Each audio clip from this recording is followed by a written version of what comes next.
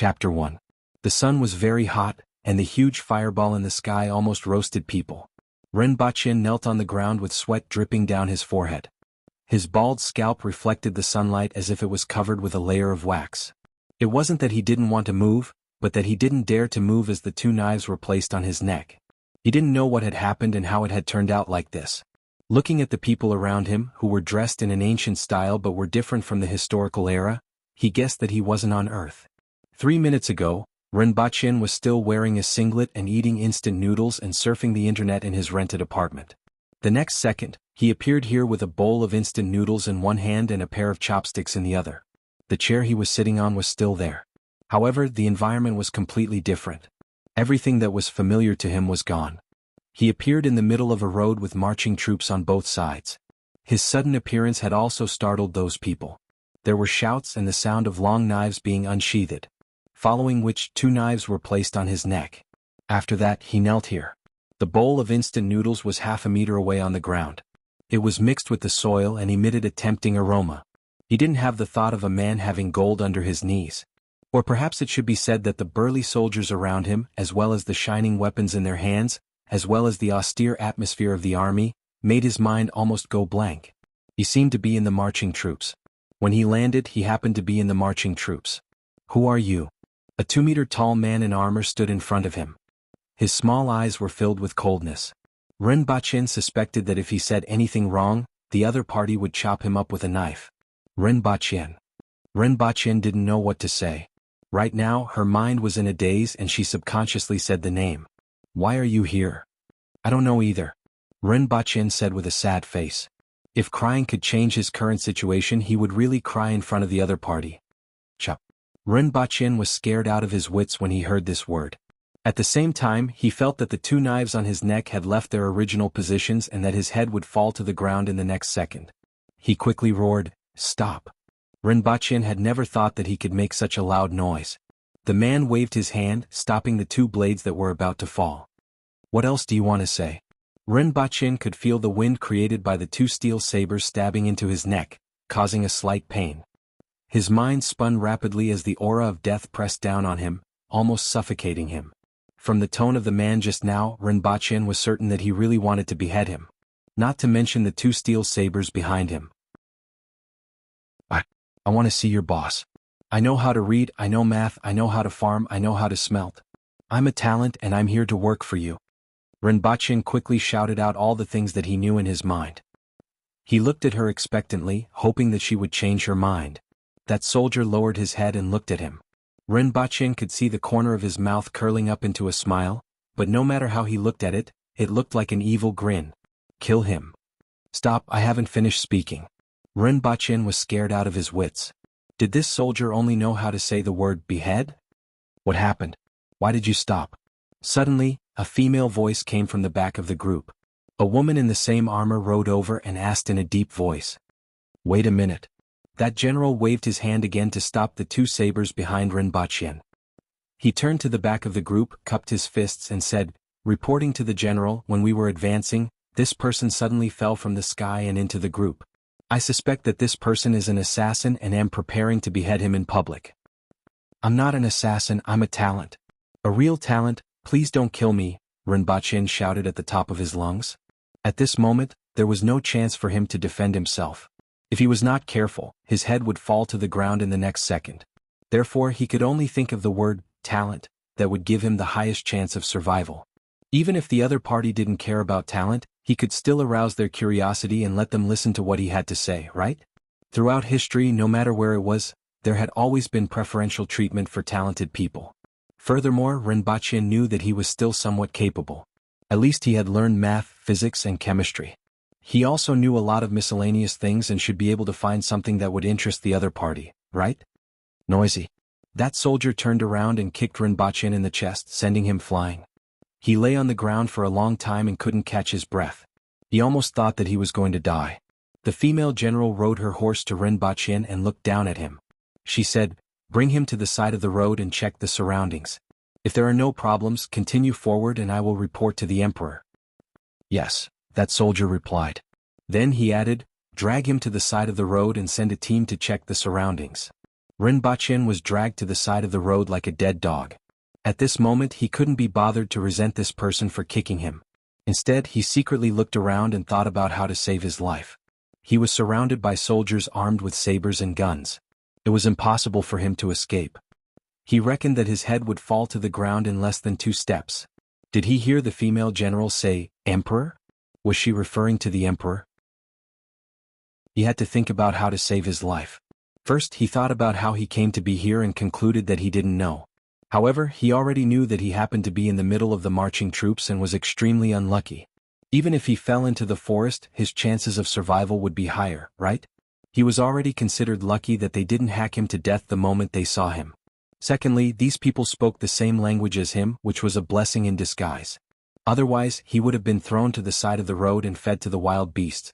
Looking at the way these people were dressed, they were indeed not from the past dynasties that he knew of. They didn't look like they were from ancient China. Could they be from another world?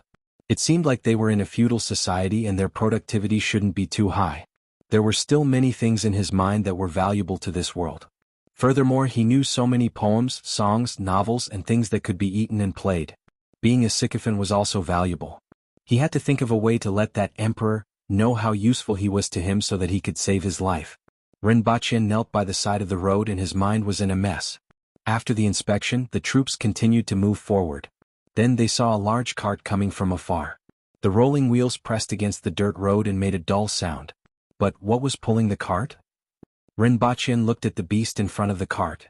It had the head of a lion, the antlers of a deer, the eyes of a tiger, the body of a moose, the scales of a dragon, and the tail of an ox. It was at least 2 meters tall. Rinpoche widened his eyes and said, "Is this a Kirin? A living Kirin? Pulling a cart?" He originally thought that he had arrived in a world similar to ancient China. How did a Kirin appear? Furthermore, it was pulling a cart? Damn it, could it be that he had arrived in a world with high martial arts? The kind that could easily destroy the heavens and the earth and shatter mountains and seas with one punch. Chapter 2. The car stopped not far away from Rinpoche. The female general beside the car called out to Rinpoche. Rinpoche was driven to the side of the Kirin by 2 people, and the steel saber was placed on his neck again. The door of the carriage was pushed open, but there was a bead curtain inside so no one could see what was inside. They could only vaguely see a person lying inside and there were people standing next to him. Rinpoche forcibly cleared his mind of distracting thoughts. He knew that this was the moment to decide whether he would live or die. "Who's down there?" A cold female voice came from the carriage. It was a woman's voice. Rinpoche felt pressured just by hearing this voice. He didn't know if it was because of the knife against his neck, or if the other party's voice alone was enough to deter him. "My name is Rinpoche, and I'm from the 3 eastern provinces of China. However, I'm proficient in mathematics, physics, chemistry, farming, smelting, poetry, historical novels, and delicacies from all over the world. I'm sure that I'll be of some use to you," Rinpoche said, trying his best to remain calm. He didn't know what kind of person the other party was, so he could only try to say as much as possible. As long as there was one thing that could please the other party, half of his life would be saved. "China? Never heard of it. What are mathematics, physics, and chemistry? Poems and songs? Tell me about it." That cold voice continued with a hint of indifference. When Rinpoche heard what the other party said, he felt that the other party wasn't very interested. However, since the other party had already said it, he casually recited the most familiar song in his mind. The bright moonlight in front of the window. There were 2 pairs of shoes on the ground. Looking up at the bright moon. Lowering my head to think of my hometown. This poem was really in line with his state of mind. He not only missed his hometown, he missed it to death. At least when he returned, no one would say, "Kill him," every now and then. However, he did not notice that there was something wrong with the poem that he blurted out. "You've got guts. Take him away and behead him," the cold voice said with a hint of mockery. Rinpoche was immediately dumbfounded. Why did they want to chop him again after he had only recited 1 poem? He finally understood why the soldier in front of him was so easily beheaded. It turned out that they were following the example of their superiors. If the people above were like this, it was no wonder that the people below were like this as well. Barbaric to barbaric. I also know farming and metallurgy. I know how to design farming equipment to increase production. I also know how to smelt steel and know the pros and cons of various kinds of knives. I can fight against 1,000,000 soldiers alone, Rinpoche shouted in a panic. The two men behind him had already grabbed his shoulders and were about to drag him out. He knew that if he was dragged away he would really die here today. Stop. That lazy voice stopped the two soldiers behind Rinpoche from moving. You know quite a lot. The man's words carried a hint of mockery or something else. Yes, I read a lot of miscellaneous books. He also knew how to read novels and tell stories to relieve boredom. He also knew how to cook all kinds of delicious food which was full of exotic flavor. Mahjong, Pai Gao, and Fight the Landlord can help you relieve your boredom. It also knows how to take care of your skin, keep your skin fair all year round and remove wrinkles, Rinpoche hurriedly explained. Just now, it was a woman who had been talking, and it seemed like she could decide whether he lived or died. He hurriedly added skin care as well, even if it could increase his chances of survival by 1 in 10,000. He didn't know if his last sentence had moved the other party, but the bead curtain was pulled open. Rinpoche stole a glance and finally saw the person inside. A woman dressed in a bright red robe was reclining inside. Beside her were two women dressed in white. One of them was fanning herself while the other plucked a grape from a bunch of grapes in her hand and placed it in her mouth. The woman was in her 20s. Her eyebrows reached her temples, and her eyes were as bright as stars. Her facial features were exquisite, but when paired with her eyebrows she gave off a heroic vibe. However, the first thing Rinpoche felt when he saw her was cold. Too cold. His entire face was indifferent. He looked at her as if he was looking at an ant, and there wasn't the slightest hint of emotion in his eyes. Another surprise was that when he heard them say "Your Majesty," he thought it was the Emperor. He didn't expect it to be a woman. Could it be a woman with a high position and power? It seemed like some names in this world were different from those on Earth. The woman's star-like clear eyes looked at him for a while before fixing her gaze on his face. Rinpoche didn't know if it was an illusion, but he felt that the other party's gaze changed for a moment. However, it was only for a moment, so he couldn't be sure. "Where are you from?" the woman asked coldly. "Northeast China." Rinpoche felt that his life could be saved, so he calmed down a little. This was because the other party asked him again where he was from. This meant that the other party seemed to be a little interested in him. "Where is China? I have never heard of it. Is it a small country at the border?" The woman's tone didn't change. She reached out to take the wine glass from the female attendant and took a sip. "I don't know where it is and I don't know how I got here either," Rinpoche said truthfully. The person in front of him could decide his life or death with just a word. He didn't want her to hear anything untrue from his mouth. That could very well cost him his life. "What's your name?" "Rinpoche." The woman picked up the wine glass and took another sip. No one knew what she was thinking. Rinpoche looked as if he was waiting for his judgment. His whole body was covered in sweat, and his clothes were sticking to his body as if he was fished out of the water. "Your Majesty, should I behead him or?" 10 minutes later, the female general at the side broke the silence. This sentence almost angered Rinpoche to death. Why was it that the people here, from top to bottom, were only talking about beheading him or beheading him? However, she addressed him as Your Majesty, just now, and now she addressed him as Your Majesty. If the words used in this world were the same as those on Earth, then was the person in front of him an emperor? Empress? Or could it be that the two worlds had the same words but the meaning was different? "Bring him back first," the indifferent woman in the carriage said. The bead curtain was drawn again. Rinpoche was carried to the side of the road. He only dared to take a deep breath after a long time. Just now, his heart almost jumped out of his mouth and his whole body was covered in sweat. He was afraid that the other party would say "behead him" again. Now, it seemed that his life was saved for the time being. Looking at the carriage moving forward slowly, Rinpoche's mind was filled with that bright red, like blood, like a rose with thorns.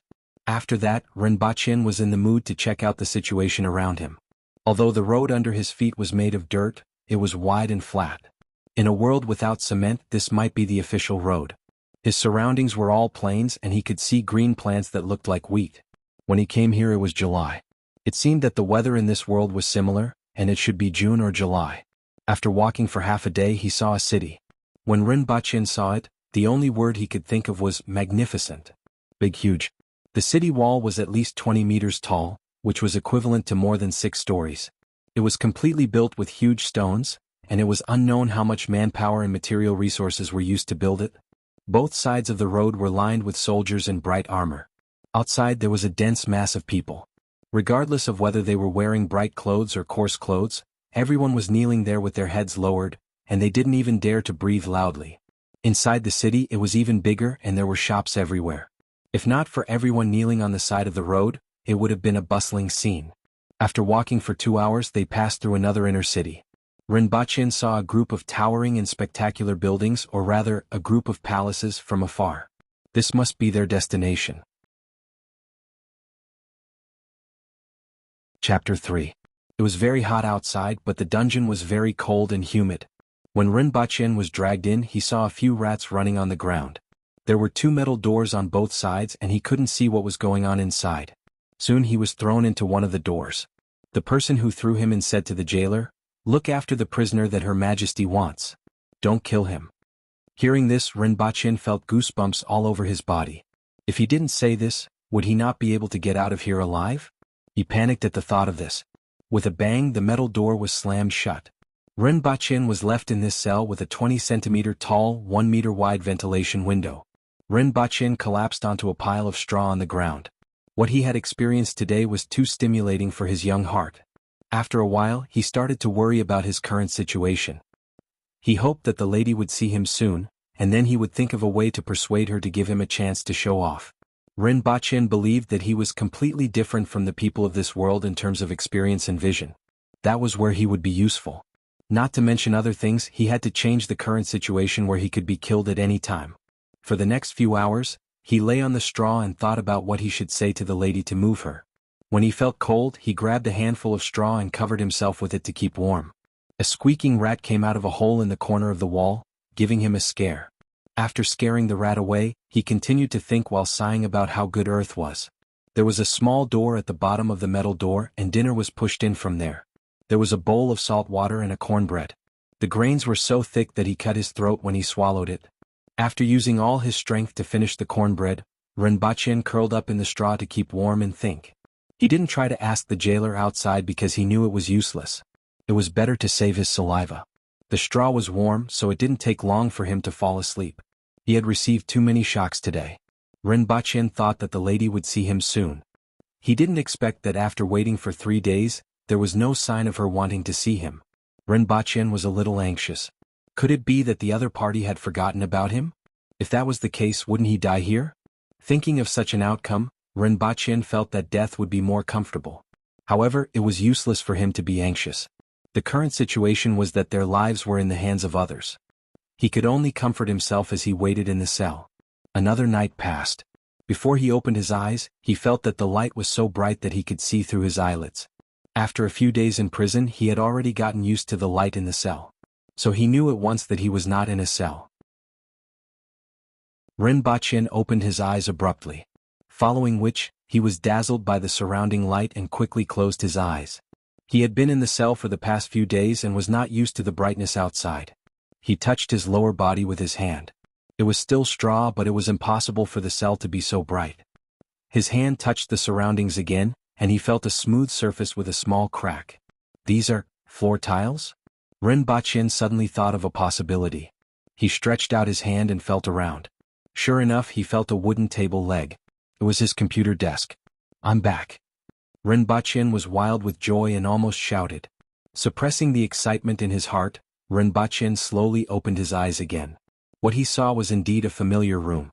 The walls were yellowed from the smoke, the computer desk, the computer, and the messy bed. Everything was so familiar. And he was lying on a pile of straw in front of the computer desk. I'm back alive." Rinpoche jumped up from the ground. First, he was almost beheaded. Then he stayed in a dark cell for 3 days. Finally, he returned to this kennel. The joy in his heart was indescribable, and he could only vent his emotions by shouting. After venting for 10 minutes, he finally calmed down a little when someone knocked on his door from next door. "Oh no. I disappeared for 3 days. I don't know how the company will deal with me." After calming down, Rinpoche suddenly had to face an extremely realistic problem. "Forget it, I'm lucky to be able to come back alive. If I lose my job, I'll just find another one." Rinpoche immediately comforted himself. Indeed, after walking on the edge of life and death, he could look down on many things a little more. The most important thing now was to come back alive. This was more important than anything else. Although this was what he thought, he still picked up his phone. Sure enough, it was switched off as he expected. He nimbly charged his phone and threw himself onto the bed. It was really great to be back in this kennel again. Even this broken window was so comfortable. Rinpoche hugged the quilt and rolled around while sighing. After rolling around for a while, he was pricked by something. At this moment, he realized that there was still a lot of straw stuck on his body. This is the straw from another world. I wonder if it will carry germs or something. Rinpoche mumbled as he took off his clothes and threw them to the side. He walked to the mirror and saw his haggard face. His short hair was also stained with a lot of straw. Dong dong dong. A series of knocks sounded on the door. Rinpoche quickly put on his underpants and opened the door. It was a middle-aged man outside. You're finally back. I've been looking for you for 2 days and your phone is switched off. What do you want? If you didn't come back, I would have thrown your things outside, the middle-aged man said unhappily. Isn't there still 1 more week? What's the hurry? Rinpoche was still immersed in the joy of escaping death. Are you too stupid? It's already been 2 days, the middle-aged man suddenly said. Rinpoche suddenly realized a problem and asked cautiously, what's the date today? It's the 17th. The rent is due on the 15th. Rinpoche lowered his head and calculated. When he went to that world it was on the 8th. Today was the 17th, which meant that 10 days had passed. He stayed in that world for 3 days and did not know when he returned to this world. In other words, 1 day in that world was equivalent to at least 3 days on Earth? It's over. Looks like I'm definitely going to lose my job. Rinpoche smiled bitterly. If he was missing for 3 days he could still think of a way to talk. If he was missing for 10 days he would definitely be fired. I will transfer the money to you via WeChat later, Rinpoche said to the landlord and closed the door. Rinpoche turned on his phone and looked at the time. It was indeed July 17th. He then looked at his notifications and saw a series of missed calls. A few of them were from his mean middle-aged female boss, a few were from his colleagues, and the last few were from his only friend. When he opened WeChat there was also a series of messages. Where are you? Why didn't you come to work? The higher-ups are angry. Come quickly. Why did you go missing? You were fired. Come to the company to pay your salary. When Rinpoche saw this message, he immediately dismissed the idea of calling the mean middle-aged female boss. She had always disliked him. Now that he was missing for 10 days he would definitely be fired. He would go to the company tomorrow to pay his salary and find a place to relax for 2 days. After that he would look for a job. But how did I get over there? How did I come back? When Rinpoche thought of this question, his heart was immediately shrouded with a layer of shadow. Chapter 4. At night, Rinpoche sat with a man and a woman at a roadside food stall. The man was wearing a blue half-sleeved shirt and jeans. He looked handsome and was Rinpoche's only friend, Chin Ching. Sometimes Rinpoche wondered how he became friends with Chin Ching. He was born into an ordinary family and had a selfish and indifferent character. He didn't have the energy to do anything. After graduation he worked in a small company for a meager salary. On the other hand, Chin Ching was the complete opposite of him. He came from a wealthy family and was handsome and experienced.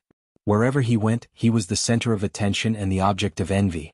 Now he had obtained his lawyer's license and was interning at a law firm. He wasn't far from becoming an official lawyer and had a bright future. It could be said that no matter how one looked at them, they were two completely incompatible people. However, Chin Ching liked Rinpoche very much. After meeting him twice they became friends. According to Chin Ching, Rinpoche was very similar to him. They both drifted away from the crowd. However, Rinpoche felt that he really couldn't fit into the circle of others. Therefore he stood alone outside the crowd. On the other hand, Chin Ching skillfully maneuvered around that circle and then left to watch the performance of others. Both of them had completely different natures but they became friends. This was also a strange thing. The other lady was wearing a long dress. She was quiet and elegant, and her name was Jianghu. She was Chin Ching's girlfriend. Her appearance wasn't very outstanding and was above average. She was also a very strange person. Chin Ching was handsome and rich. He often hung out at nightclubs and was always surrounded by different girls every day. However, his only official girlfriend of 9 years didn't mind him hanging out with other girls and they had a very good relationship. What surprised Rinpoche the most was that Chin Ching checked into a different room with a different girl every day, but he had never slept with his real girlfriend. According to what he said after one drink, the most delicious fruit should be plucked and tasted last. Perhaps this was the reason why Jiangnan didn't care about what he did. She knew that the others were just passers-by and that she was the only one who married Chin Ching. She was a smart woman. Rinpoche also felt that she was a strange person. Why did you disappear a few days ago? I went to your company to look for you, but your colleagues didn't know where you went. It's hard to imagine that a person like you would suddenly disappear without a word, Qin asked Rinpochen as he drank his beer. Her voice was flat, but Rinpochen could hear a hint of concern in it. He knew that if anything were to happen to him, this guy would definitely help. However, no one could do anything about the problem that he was currently facing. It's a long story. Rinpochen sighed. What a close shave. Tell me about it? Qin asked. Jiangnan was also listening attentively. Forget it, let's not talk about it anymore. It's too troublesome. Rinpochen shook his head. There was no way to explain what happened in that world. I'm telling you, there are some things that you need to hurry up. You'll only realize how much you've missed out on when you're facing death, Rinpochen said meaningfully. Qin smiled and grabbed Jiangnan's hand. After that, he said, it seems that you have really experienced some things. To actually be able to let out such a sigh. Rinpochen nodded in agreement. After the three of them had drunk for a while, Rinpochen suddenly said, recently, I've been reading a lot of farming novels about transmigrating to the Tang dynasty. If a person really transmigrates, what knowledge or specialty do you think is the most useful? Culinary skills. I guarantee that you won't starve to death and can even find a job, Qin blurted out and laughed. After that, he said in a serious manner, actually, the knowledge that can be used varies depending on the place and the position you are in. But in general, the knowledge that is related to the livelihood of the people is the most useful. Simply put, it's related to eating. Regardless of whether it's farming or culinary skills, they are useful everywhere. During that era there was no patent protection. Otherwise, improving farming tools would be a very easy way to get rich. Rinpochen agreed with these words. It was the same as what he had thought. Then what's the most useful thing to those in power? For example, to the emperor, what is useful? Rinpochen asked again. That's a lot. The emperor is the ruler of the country. Everything is useful to him. However, if we combine the question just now, there are actually two kinds of things. One of them is related to agriculture, such as increasing the production of food. The other kind is external. To put it simply, it's related to the military. For example, cement used in construction. As for the rest, it's difficult for ordinary people to achieve. Rinpochen nodded again and asked one last question. What does Wu Zetian like? This time it wasn't Qin who answered, but Jiangnan. Her tone was gentle and didn't sound like a girl from the northeast at all. A considerate person and a strong arm. As long as you are a woman, you will want these things. It's just that because of her position, these two things that ordinary women want the most are the most difficult for her to obtain. After hearing Jiangnan's answer, Rinpochen thought about the lady in red that he saw at that time. Immediately he quivered. It was really hard to imagine that woman would be like a little bird in a man's arms. Most of the time, she would probably say emotionlessly, chop it off. What? Are you making plans for your transmigration? Qin laughed. Rinpochen nodded with a serious look on his face. Yes. After the few of them finished their meal before they parted, Jiangnan said softly, our company is hiring recently. If you want to change jobs, you can consider it. Rinpochen knew that she was saving him some face. He had been missing for so long that he definitely couldn't keep his job. She definitely knew that. He laughed and said, I want to rest for a period of time before looking for a job. If there's no suitable place, I will seek help. The most important thing now was to find out how he got to that world and how he came back. If he couldn't find the reason, how would he have the mood to work? He might not be able to come back even if he transmigrated again. For the next 2 days, Rinpochen stayed in his room. His search for the reason for his transmigration was fruitless. Since he had nothing to do, he went online to look up information on agriculture and blueprints of farming equipment. If he went back to that world again, these things should be of some use. During this period, Rinpochen received an email from Qin. After opening it, there was a long form. It was a comparison of some common knowledge with the corresponding knowledge from the Tang dynasty. There was also a long list of books. At the end of the email, there was a sentence, if you really transmigrate, remember to bring these books. Rinpochen laughed halfway through reading. It was obviously a joke to anyone, but Qin was actually so serious. After keeping the list of books, Rinpochen prepared to buy a few books that he was interested in the next day. However, in his sleep he woke up from the cold.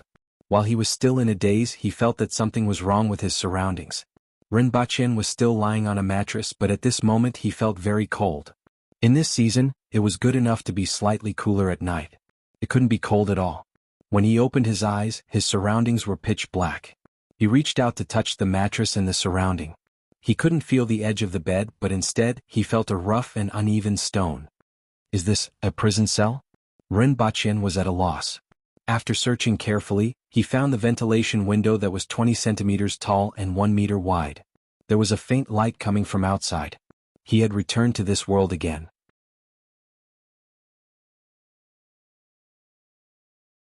Chapter 5. Ren Baqin used the blanket to wrap himself up and finally felt a little warmer. However, his mind was in a mess. He had indeed transmigrated back, and this time he brought the blanket with him. The previous time he brought a chair and instant noodles. When he went back he brought the straw under him, and when he came back he brought the blanket under him. It seemed that the things he came into contact with would be brought back to this world. However, he still had no idea how he transmigrated. There were no signs, no abnormalities, and nothing strange happened the first time he transmigrated. The next 2 times he transmigrated in his sleep. The interval between this time and the last time was 3 days. The last time he came to this world he stayed for 3 days. It seemed that he transmigrated once every 3 days, at least for now. He just had to wait and see if he transmigrated back after 3 days. The last time he stayed here for 3 days, 9 days had passed on Earth. In that case, if he went back for 3 days, only 1 day had passed here? As Ren Baqin thought about it, he crawled out of the blanket and groped in the direction of the door. Sure enough, he found a hard cornbread and a bowl of weird-smelling salt water. It seemed that no one had noticed him disappearing for a day. He threw the cornbread to the corner, poured the salt water away, and put the bowl back in its original position. Ren Baqin felt a chill all over his body as he crawled back into the blanket. Just as he crawled back into the blanket, Ren Baqin suddenly thought of a very important question. The last time he came here he was wearing shorts and a singlet. This time, because he was sleeping, he was only wearing underwear. If that woman summoned him. The scene was too beautiful and he didn't dare to think about it. Also, how could he explain the blanket here? Why did a blanket appear out of thin air? This couldn't be explained either. Ren Baqin felt a headache when he thought about this. He had been hoping that the woman would summon him quickly, but now he was praying that she wouldn't summon him within 3 days. He had to go back and change into his shorts and singlet. The world wasn't always as one wished. Ren Baqin finally believed this saying. The more you wanted something, the more it wouldn't come. When you didn't want it, it just had to come. Ren Baqin was awakened by the sound of the metal door being pushed open. 2 people came in. They were dressed in bright armor and had long swords at their waists, similar to the one he saw the other day. As soon as they entered the prison, they saw Ren Baqin wrapped in a mattress. Behind them there was a prison guard standing at the door. When he saw the situation in the cell, his eyes widened. There was clearly only one person who came in, so where did the bedding come from? Follow us. One of the soldiers stood in front of Ren Baqin and looked down at him. Can I walk with this wrapped around me? Ren Baqin put on a big smile and was as awkward as one could imagine. Cut the crap, another soldier reprimanded, grabbed Ren Baqin's arm and lifted him up. Then she looked at Ren Baqin, who was only wearing underwear, and the corners of her mouth twitched. It wasn't his first time interrogating prisoners in prison, but he had never seen anyone sleeping naked. Where are my clothes? Put it on. My clothes are gone. Ren Baqin was at a loss for words. Both of them had seen this person when they caught him.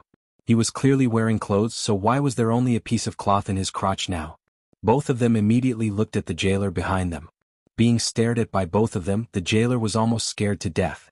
He quickly said, "It has nothing to do with us. The door behind this person's cell has never been opened. I also don't know how his clothes are gone." In order to prove what he said, he quickly said, "Even this mattress was not there when he came in. I don't know how it has appeared now." The 2 soldiers looked at each other with doubt in their eyes. It seemed that the jailer wasn't lying and he didn't dare to do so. So what was the situation now? The jailer continued, "Look at him. Which part of him looks like he has been in prison for a few days? There is not a speck of dust on him. He looks like he just crawled out of bed. There is something wrong with this person, but it has nothing to do with us." "Take him away first," one of the soldiers said. One of the soldiers said. Then another soldier grabbed Ren Baqin's arm and pushed him toward the door. "Let's go. If we are too slow you will suffer. Can I put the mattress around me?" Ren Baqin was still trying his best. What awaited him was a kick on his buttocks and a pitch-black footprint. The 2 soldiers carried him and the mattress outside, and there were 2 more waiting outside. Ren Baqin thought to himself that he wouldn't be able to escape even if there was only 1, let alone 4. They were overestimating themselves. After leaving the courtyard, they turned a corner and arrived at the bustling street. Ren Baqin was escorted to the street by a few people with only his underpants on. What greeted him was gazes from all directions, followed by roars of laughter. Look, this person came out wearing only his underpants. Did you catch him from a brothel? Sigh. Look at his bulging underpants. This guy must be in big trouble. This person is quite fair. One look and I can tell that he isn't from an ordinary family. This person guessed wrong. Most children from ordinary families on earth were like this. Ren Baqin's face turned red and his head was almost squeezed between his legs. However, the 4 soldiers had no intention of letting him cover his embarrassment. They just escorted him forward. Brother, my illustrious reputation has been completely ruined. Ren Baqin cried miserably. Does this count as running around naked? Furthermore, it was under the watchful eyes of so many people. The only thing that comforted him was that he still had a pair of underpants on. Another thing that made him feel better was that he still had some capital. If he didn't have enough capital, he wouldn't have the face to see anyone. Ren Baqin showed off his 2 kilograms of flesh and wore underpants. Along the way, he arrived at his destination amidst the gazes and pointing fingers of the commoners. It was the palace that he saw when he entered the city that day. At first, Ren Baqin felt very awkward. Later on, he decided to throw caution to the wind and let them say whatever they wanted. At the end of the street was an open space. Behind it was a stone bridge and an inner river. After that, there was a palace wall. The buildings that could be seen from afar were all blocked inside. Just the palace wall alone was about 10 meters high. Those palaces were much taller than the palace wall and could be seen from afar. This was enough to show the grandeur of the buildings inside. Ren Baqin was brought in through a side door. Initially, he thought that he would see that lady immediately. Unexpectedly, he was brought to the side of a plaza. 2 people stayed behind to guard him while the other 2 went inside. Ren Baqin didn't know if it was an illusion, but he felt that the sun here was bigger and hotter than on Earth. Looking at the sun, it should be morning. After standing for a while, he felt dizzy. After standing there for an unknown period of time, Ren Baqin finally sobered up a little after the 3rd beat of the drum. Following which, he heard the sound of intensive footsteps. Many people walked out from the highest palace in front of him. Is this the end of the court session? Ren Baqin guessed. Then his imagination ran wild. Is that lady the Empress? Can a woman be an Empress in this world? In the history of China, the only female Empress was Wuxia, right? Ren Baqin lowered his head. He didn't know if they were court officials or not, but all of them cast sidelong glances at him. After all, with his current demeanor, no matter how one looked at it, he shouldn't be here. Instead, it was as if he had just been caught from a brothel. It was unknown who it was, but someone suddenly burst into laughter. Ren Baqin lowered his head even more. Who is this person? Someone asked the soldier beside him. He is the criminal that the Empress wants to see today. Following which, the sound of footsteps getting further and further away could be heard. Until these people left, Ren Baqin finally heaved a sigh of relief. Standing here with only his underpants and letting people watch him was a challenge to his sense of shame. The 2 soldiers who had just left hurriedly came over and said, "The Empress wants to see him. Let's go." Ren Baqin was escorted along a path at the edge of the plaza. After a few turns, they arrived at a relatively small palace and continued to wait in front of the door.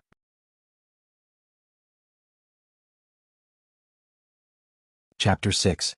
After waiting for a long time, Ren Baqin heard footsteps coming from afar. He secretly turned his head and saw a group of people coming from afar. At the front was a woman wearing a bright red robe embroidered with gold thread. Her hair was tied up simply. It was the woman he saw that day. She really likes red, Ren Baqin muttered to himself. However, looking at the palace complex, he really suspected that she was the emperor here. While Ren Baqin was sneaking a peek at the woman, she was also looking at him coldly. The cold glint in her eyes made Ren Baqin feel as if he was being pricked by needles, and he quickly lowered his head.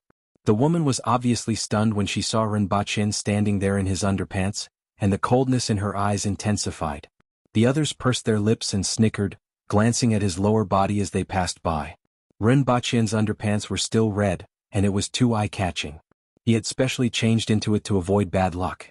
When everyone had entered the palace, he was also carried in by someone. As soon as he entered, he was pressed to the ground with his mattress next to him.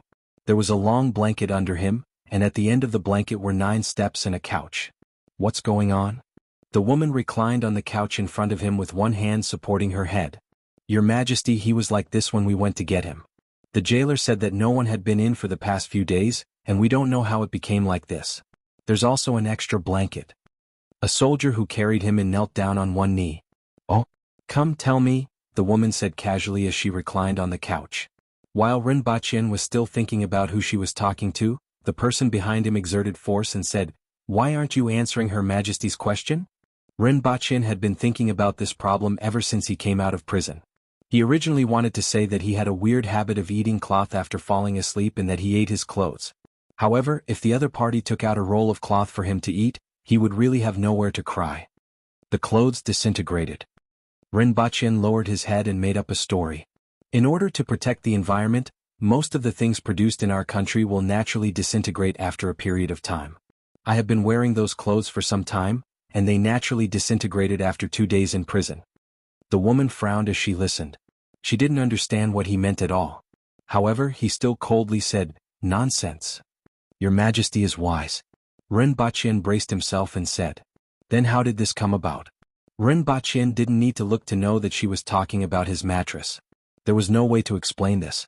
But even if he couldn't explain it, he still had to explain it. He threw caution to the wind and gritted his teeth. It fell from the sky. Just like what happened to me, he directly fell out. I thought someone didn't want me to freeze to death. So that's how it is, the woman said coldly. Rinpoche heaved a sigh of relief. Fortunately, the other party didn't take this matter seriously. Otherwise, the only thing he could do was to bite on what he had just said and not know anything else. "Drag him out and behead him," the woman said in a mocking tone. Rinpoche's head immediately buzzed. Why was he chopping again? Rinpoche was scared out of his wits. He used all his strength to resist the soldiers who were trying to drag him up while shouting, "Your Majesty, please spare my life. I'm a talent with great potential. I know where to find grain that can produce thousands of kilograms per moo." How could his strength compare to the tall and strong soldiers on both sides? They were getting closer and closer to the door. However, even after he shouted about the grain that could produce thousands of kilograms per moo, the woman wasn't moved at all. Seeing that he was about to be dragged out of the palace, Rinpoche anxiously shouted, "Your Majesty, please spare my life. As long as you give me a chance, I can do anything." In order to save his life, Rinpoche dared to say anything. "Oh." The woman said softly, "Bring him back." Rinpoche was dragged back into the palace again. He was completely drenched from head to toe. How many days had it been? Apart from being in prison, he was prepared to be chopped. He had walked several rounds of life and death situations. Rinpoche felt that he was definitely the most miserable transmigrator. "You said you want a chance?" the woman said coldly. "Yes, Your Majesty, please give me a chance. I can do anything." Rinpoche panted heavily. He was really scared to death just now. "Then I will give you a chance. If you do well, you will live. If you don't do well, you know what will happen," the woman said coldly. Rinpoche roared crazily in his heart, "I know, of course I know. I will definitely be chopped, and chopped again. Can't you change to something else?" However, on the surface, he still looked docile and said, "I will definitely do my best to handle this matter properly." "Aksenja," the woman called out softly. "Here." The female general that Rinpoche had seen before stood in front of the stairs and knelt on one knee. "Bring him to the beast park. The new kid can't eat or sleep well. I don't know what's wrong with him. Let him take a look. If he can do it well, spare his life. If he can't do it well, behead him." "Yes." The female general acknowledged the order and stood up. She said to the two people behind Rinpoche, "Bring him and follow me." On the way, Rinpoche was thinking about what he said just now. Beast park? The new kid? It seemed like they were going to see the animals. Rinpoche didn't mention that he knew about the veterinary profession. "Let's go and take a look first. If we can't do it, we can delay it for 2 or 3 days. When we return, we can ask the veterinarian and bring the medicine back. There should be a solution, right?" The palace just now was located in a slightly remote location. After leaving the palace, they walked further and further away. After passing through a forest, they finally arrived at the so-called Beast Park. A supervisor immediately came forward to greet them. After asking them some questions, he brought them in. The so-called Beast Park was actually a zoo. However, the environment for the animals here was slightly better. They weren't like the cages in a zoo. Here there were many open spaces surrounded by walls. Within the walls, there was space for all kinds of animals to move around. Only a small number of animals and birds were kept in cages. Along the way, Rinpoche saw red-eyed rabbits that were as big as wolf dogs and had a mouth full of fangs. There were also creatures that looked like hippos. He also saw 2 tigers with long fangs protruding from their mouths. They looked like saber-toothed tigers, but their teeth weren't as long. Along the way, Rinpoche confirmed one thing. The animals in this world were very different from those on Earth. For example, the rabbit with a mouth full of fangs looked very sinister. It pounced in the direction of Rinpoche and the others and crashed into the metal cage. Rinpoche wouldn't believe that it didn't bite. "We are here. This is the place." The people in front stopped. In front of them was a 1-meter-tall wall. Rinpoche looked to his left and right and realized that everyone was looking at him. He took 2 steps forward and leaned against the wall to look inside. He saw that the inside was about 50 meters in diameter. The ground was about 3 meters lower than the outside. Including the wall, it was 4 meters. At the side of the wall, there was a small stream flowing through. At the end of the stream, there were iron fences. At this moment, a snow-white bear that was more than 2.5 meters in size was lying in the stream. The stream only covered half of its huge body.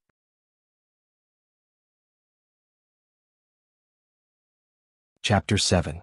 Tell him the specific situation, the female general said to the person in charge of the beast park. Yes. The person nodded his head and looked at Rinpoche. Rinpoche could clearly see the strange look in his eyes. Rinpoche was already immune to this kind of look. He was more concerned about what happened to this white bear. This was related to whether his head could stay where it should be. This bear was sent by Xia Nation. Its lifespan is similar to a human's, about 50 to 60 years. It symbolizes the friendship between our country and Xia Nation. As long as this bear is here, the 2 countries will never fight, the person said seriously. Rinpoche's mouth twitched. Could this really be a polar bear? Looking at the motionless bear lying in the water, it was highly possible. Sending a polar bear to such a hot place and not telling them how to rear it, the friendship between Xia Nation. They didn't expect this bear to live for more than a year, right? They were already prepared to fight you at any time, right? They didn't even need to find a reason. The bear that symbolized the friendship between the 2 countries was sent here and was killed by you in less than a year. Did you do this on purpose? Did you want to start a war? What's the situation now? Rinpoche cursed in his heart. It was fine when it was sent here, but after the people from Xia Nation left, this bear didn't like to move. It lay in the water all day and only ate occasionally no matter what we fed it. It is very weak now. If there is no other way, I'm afraid it won't last long, the person in charge said worriedly. Then his face became firm again. This is my dereliction of duty. If that happens, I am willing to die to thank your majesty for your kindness. Rinpoche was speechless after hearing this. It was obvious that they were playing with you. If the bear died, you would die with it? Would the people from Xia Nation laugh at you? After hearing about the bear's behavior, he felt even hotter. In such a hot environment, even he couldn't stand it. It would be strange if the bear was willing to eat. However, just in case, he still had some questions to ask. When was this bear sent here? 1 month ago. Did they say anything when they sent the bear here? This bear is from the north of Xia Nation. It is snow-white, rare and extremely precious, so we must take good care of it. China is in the north? Yes. The man had an expression that said, "Why do you even have to ask me this? Have you ever seen snow?" I understand. Rinpoche, who was wearing a pair of red underpants, nodded thoughtfully. As long as you can do this well, His Majesty will not be stingy with your rewards. Otherwise, that female general called Xinjia held onto her saber with one hand. She didn't even want to know what he understood from the start. His act of keeping him in suspense was completely wasted. No problem. Rinpoche was delighted. He was finally able to keep his life. To think that he would encounter such a simple problem. The red underpants were indeed useful. I have 2 requests. Rinpoche raised his finger. First, give me a set of clothes. This isn't too much, right? Xinjia ignored him and asked directly, what's the other request? Get me some saltpeter, Rinpoche said. As long as there was saltpeter to make ice, everything would be easily solved. Polar bears were resistant to the cold and afraid of heat. Giving it a piece of ice should make it feel much better. However, it would be best to seal this place and fill it with ice. Saltpeter, what's that? Rinpoche fell into deep thought. What was saltpeter? This was a good question. He only remembered saltpeter, but he couldn't remember how it was made. He only remembered that saltpeter existed in ancient times and was something that could be easily obtained. Do you have ice? Ren Baqin changed his request. The others looked at Ren Baqin as if they were looking at an idiot.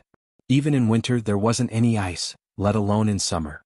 Like snow, ice was something that could only be found in Wuxia. Give me a set of clothes first. Give me 5 days and I will definitely be able to solve this problem, Ren Baqin said helplessly.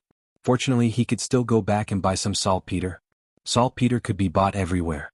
He could also search on the internet where he could find saltpeter. Sure, I will give you 5 days. If you can't solve it, you know the consequences. I know, of course I know. 5 days is enough, Ren Baqin said. He will stay here for these 5 days. You guys are responsible for watching him. If anything goes wrong. Xinjia said to the other 2 soldiers. Yes, I understand. If anything goes wrong, I will bring my head to see you. The 2 of them stood perfectly straight and said in unison. Get him a set of clothes. I will report to Her Majesty. Xinjia instructed the 2 soldiers and left immediately without looking at Ren Baqin. Ren Baqin was afraid that something would go wrong. He stared at the white bear to see if there were any other problems. When he returned, he would search on the internet or ask a veterinarian. After all, this was a matter of life and death and he couldn't afford to be careless. Not long after, the supervisor brought an old set of clothes over. It was made of coarse cloth and chafed the skin when worn. However, it was better than wearing trousers. What's wrong with it? The supervisor asked. He wanted to hear what Ren Baqin had to say after he said that he would definitely be able to solve it. It's hot, Ren Baqin said. Hot. The supervisor was stunned.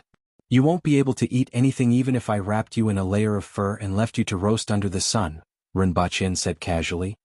Saber-toothed tigers also have a layer of fur. Other wild beasts also have fur. The supervisor was still a little skeptical. Is it as thick as its body? Ren Baqin stretched out his hand and pointed. The fur on the white bear's body was as long as a finger. At this moment, it was wet and stuck to its body. The fur on its back was dried by the sun. It rolled around in the stream to wet its body before continuing to lie on the ground. Other than that, the white bear was completely motionless and listless. Seeing this, Ren Baqin was almost certain that this fellow was hot. Seeing that the supervisor still wanted to ask, Ren Baqin waved his hand and said, Forget it. You will know in a few days. Just watch. That night, Ren Baqin stayed in a row of houses in the Beast Park. All the odd-job workers stayed there as well. The environment wasn't considered good, but compared to the dungeon, it was like heaven and earth. For the next 2 days, Ren Baqin spent most of his time looking at the bear. The rest of the time he wandered around the Beast Park and looked at the animals that were somewhat similar to those on Earth. On the 3rd night, if Ren Baqin didn't guess wrongly, he would be able to return to Earth tonight. Before entering the room, he said to the 2 guards who had not left his side for the past 2 days, These 2 days, I have completely thought of how to save the white bear. Don't disturb me tomorrow. I need to make some preparations. Just leave the food at the door. If there are any problems that lead to failure on the verge of success, I will drag the 2 of you down with me even if I die. After finishing his words, he entered the room and closed the door without looking at the 2 guards. The 2 guards looked at each other and stood guard at the door, one on the left and one on the right. They didn't care what the people inside wanted to do as long as they were inside. At the same time, in a certain palace, a lady dressed in red was sitting on a couch. She held a tin pot in her hand and raised her head to drink from it from time to time. How's the situation at the Beast Park? The lady suddenly thought of something and asked. That person said it would be solved in 5 days. Now 3 days have passed. He has been wandering around for the past 3 days. I feel that he is stalling for time. The armored Xinjia took 2 steps forward and cupped her fists. Yes, there are still 2 more days. If he can't do it. The lady paused for a moment and said, Just behead him. You don't have to tell me. After finishing her sentence, she raised her head and took another sip. Ren Baqin had a sleepless night. He was afraid that he wouldn't be able to return to Earth. If that happened, he would be in deep trouble. After tossing and turning for an unknown period of time, he finally fell into a deep sleep. After an unknown period of time, he suddenly woke up with a start. He stretched out his hand and touched the lower part of his body. The bed was much softer than the one in his previous world. With the help of the light coming in from the window, he saw a familiar scene. Ren Baqin finally felt at ease.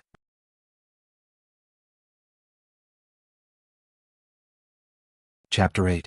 When he reached home, Ren Baqin couldn't sleep anymore. He turned on his computer and started to search for information on saltpeter. In the morning, Ren Baqin stretched his body. Tonight, besides looking up information on saltpeter, he also looked up a lot of information on polar bears. Saltpeter was also known as potassium nitrate. When it was dissolved in water, it would absorb a lot of heat and thus could turn water into ice. There were many sources of saltpeter. Other than saltpeter mines, it could also be found in the corners of the houses in the countryside and in the fields near the pigsty. As long as this substance existed in that world, Rinpoche guessed that he would be able to find it near the beast park. However, just in case, Rinpoche decided to buy some to avoid not being able to find saltpeter in the future. Not only did he solve the problem of bears, but he also created ice in the middle of summer. Finally, he could prove his ability. They probably wouldn't drag him out and behead him again, right? Rinpoche picked up his phone. Sure enough, it was switched off. He put it aside to charge and went back to bed to sleep. His mind was thinking about that world and the real world. He felt a little confused. 1 day in that world was equivalent to 3 days in this world. 10 years in that world was equivalent to 30 years in the real world. His lifespan was calculated based on the world he had transmigrated to and fro. Also, there was a Kirin in that world? If he took a photo and posted it on the internet, would it go viral immediately? He reckoned that they would think it was photoshopped. Thinking about all kinds of things, he didn't know when he fell asleep again. When he woke up, he looked at the time on his phone. It was 8:30 in the morning. There were a few missed calls. 2 of them were from Qin Qing and 1 was from his former colleague. Rinpoche grinned. He had been there for a year and was acquainted with everyone. He reckoned that this colleague had called him to pack up his things. To others, it seemed pretty miserable to be in such a state, but Rinpoche was already used to it. After taking a bath and changing his clothes, Rinpoche went to his previous company to settle his salary and collect his things. The company was located in a commercial building about half an hour's drive from where he lived. When Rinpoche entered, many people saw him. However, no one spoke to him as if they did not know him. After he walked past, they looked up and exchanged a few glances with the people beside them. He came to the manager's office and knocked on the door. When he heard someone say, "Come in," he pushed the door open and walked in. In the room was a woman in her 40s. She was wearing glasses. When she raised her head and saw that it was him, her face immediately turned cold. "You've been absent from work for no reason. You've been fired. Go to the finance department to settle the accounts, then pack up and leave." Rinpoche nodded, turned around and walked out. The woman in the room was slightly stunned. She didn't expect him to be so straightforward and not say a word. After that, he lowered his head and continued to deal with the documents. After settling everything, Rinpoche stood at the entrance of the company and took a look. Then he turned around and went downstairs. Just now, when he passed by, he took a look and saw that his seat was already occupied by another person. It seemed like a newcomer. Anyway, he didn't really want his things so they could throw them wherever they wanted.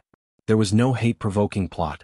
Everyone was an adult and no one would take the initiative to mock you. To most people, you are less than air. Air is still a necessity, and it doesn't make a difference whether you're there or not. Rinpoche mocked himself as he went downstairs. He found a chemical reagent store and bought 25 kilograms of potassium nitrate. After that, he went to the bookstore and bought a few books about animals. Finally, he went to the veterinary pharmacy to buy some vitamin B, which could treat indigestion. In addition, he saw that the bear was shedding in some places, so this medicine could help. After preparing all these things, he called Qin Qing back. "I've been looking for you for a few days. Do you want to go out to play tonight?" Qin Qing asked after the call was connected. Rinpoche knew what he meant by go out to play. Going to a bar to have some fun. Qin Qing was sunny, handsome, and rich. He had always been popular with girls. It was rare for him to return empty-handed when he went to a bar to have some fun. Most of the girls who went to a bar to have some fun would go with a partner. Rinpoche's appearance was considered delicate and pretty. At least, others didn't dislike him. Moreover, he was with Qin Qing. Most of the time he would gain something. Rinpoche really wanted to relax. These days he had been very nervous. Now that he could finally relax, he said, "All right, you choose the place." "All right, I have something on now. I'll hang up first. I'll text you the time and place." At night, Rinpoche waited at the place that Qin Qing mentioned. It was a newly opened bar. A few minutes after Rinpoche arrived, Qin Qing also arrived in his car. "You got a new car?" Rinpoche raised his eyebrows. Qin Qing used to drive a Buick. Now he had changed to an Audi Q7. "Recently, my dad talked to Jiangnan's dad and he sponsored this car." Qin Qing laughed. "Oh, you've met the parents. Congratulations." Rinpoche laughed. He was genuinely happy for Qin Qing. Therefore there won't be much time to play in the future. While we still have the chance, let's have some fun. Qin Qing hooked his arm around Rinpoche's neck, and the two of them walked into the bar. Has the date been set? Rinpoche asked as they walked in. The engagement will be on October 1st, Qin Qing replied. Congratulations, congratulations. After a while the two of them sat in the bar. Rinpoche's gaze was on the wine glass, and Qin Qing was chatting while looking around for prey. Those two are not bad. Qin Qing raised his eyebrows. After a while he said, unfortunately they have male companions. When looking for fun in a bar one must have good eyesight. Being rejected was a small matter. If things went wrong one might even get beaten up. Rinpoche had seen such situations many times. While he was looking for prey, others were also looking for prey. Not long after, a waiter brought 2 glasses of wine over. Sir, it's from table 57. The two of them looked in the direction that the waiter was pointing at. There were 3 women at that table. They were in their early 20s and had good looks. One of them raised her glass and gestured to the two of them. Qin Qing also raised his glass.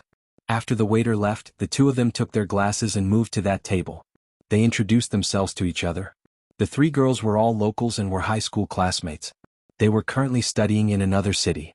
Now that it was summer vacation they had all returned. Qin Qing was very good at talking. Not long after he became very friendly with the 3 of them. Rinpoche listened at the side and would occasionally interrupt to ridicule them. If nothing went wrong they would have a good night tonight. However, something unexpected happened. While they were chatting, 2 groups of people nearby started cursing at each other. This kind of thing happened frequently so no one paid much attention to it. However, in less than half a minute they heard someone cursing and started fighting. There were about 5 to 6 men on both sides. After the fight, the tables and chairs were overturned. Rinpoche's table was affected as well. He wanted to move back to avoid being accidentally injured. At this moment one of the men bumped into Rinpoche and Qin Qing. Seeing that he was about to crash into Rinpoche, Qin Qing supported him and gave him a gentle push. They are in cahoots. Beat them up. The men on the other side suddenly shouted and smashed the wine bottles at Rinpoche and the others. *CK. Rinpoche didn't know what to say about such an undeserved disaster. It's a misunderstanding. We don't know them. Qin Qing raised both of his hands as he retreated to show that he didn't have any ill intentions. At the same time he wanted to explain himself. *CK. Rinpoche shouted again. This time, not only did the other party rush over, but one of them even took out a small knife from his pocket and directly stabbed it at Qin Qing. Rinpoche subconsciously stood in front of Qin Qing and tried to grab the other party's wrist that was holding the knife. He cherished this only friend of his. However, Rinpoche overestimated his speed. The other party's knife stabbed into his stomach before he could react. Rinpoche held his stomach and wanted to curse, but the pain in his stomach made him unable to say a word. Murder! Murder! Someone at the side shouted. When the 2 groups of people saw this situation they immediately ran away. When Rinpoche woke up, he was already in the hospital with Qin Qing by his side. His stomach was in pain but he could still speak. Are you awake? Are you thirsty? Qin Qing got up and asked with concern when he saw that Rinpoche had woken up. How long has it been? Rinpoche wanted to know how long he had slept. More than 20 hours. The main thing is that I was given anesthetics. The doctor said that it's not a big deal and that I just need to nurse my injuries. This time it's all thanks to you. There's something wrong with those people. Rinpoche thought about the scene in the bar and felt that something was wrong. The other party wasn't blind. He had already raised his hand and said that it was a misunderstanding, but they still rushed forward and stabbed him with a knife? There were also a few other people. Before he passed out he saw them running away. If there was nothing wrong with them, why did they run away? It was obvious that these people were after Qin Qing and Rinpoche. Rinpoche didn't usually offend anyone, so their target was obvious. It was definitely Qin Qing. I have implicated you this time. I'm sorry. Fortunately you are fine. Otherwise I wouldn't know what to do, Qin Qing said as he pulled Rinpoche's hand. Don't make such a disgusting look. Rinpoche had a look of disdain. At that time I was hot-headed and rushed forward. If not for the alcohol I would have run as fast as I could. Rinpoche didn't want to say what he originally wanted to say. As long as Qin Qing knew what was going on, it was good that he would handle this matter well. Qin Qing's father's business wasn't small and he was quite influential in this city. It was impossible for him to watch his son in danger without doing anything. True feelings are revealed after drinking. Qin laughed. When can I be discharged? Rinpoche asked. The doctor said that you have to be observed for a few more days. You don't have much to do recently, so just stay here and recuperate. No, I have to be discharged tomorrow, Rinpoche said. He transmigrated once every 3 days, and it had already been 40 hours since then. I have to be discharged tomorrow during the day. Otherwise, I would be scared to death if I suddenly disappeared from the bed. Your wound is still bleeding. If you move around, it will rupture, Qin advised. Get me discharged during the day and use a wheelchair to push me back, Rinpoche stubbornly said. All right, I will ask the doctor. Oh yes, Jiangnan came over and went back to work after seeing that you didn't wake up. She gave you flowers. Qin waved a bouquet of flowers at Rinpoche.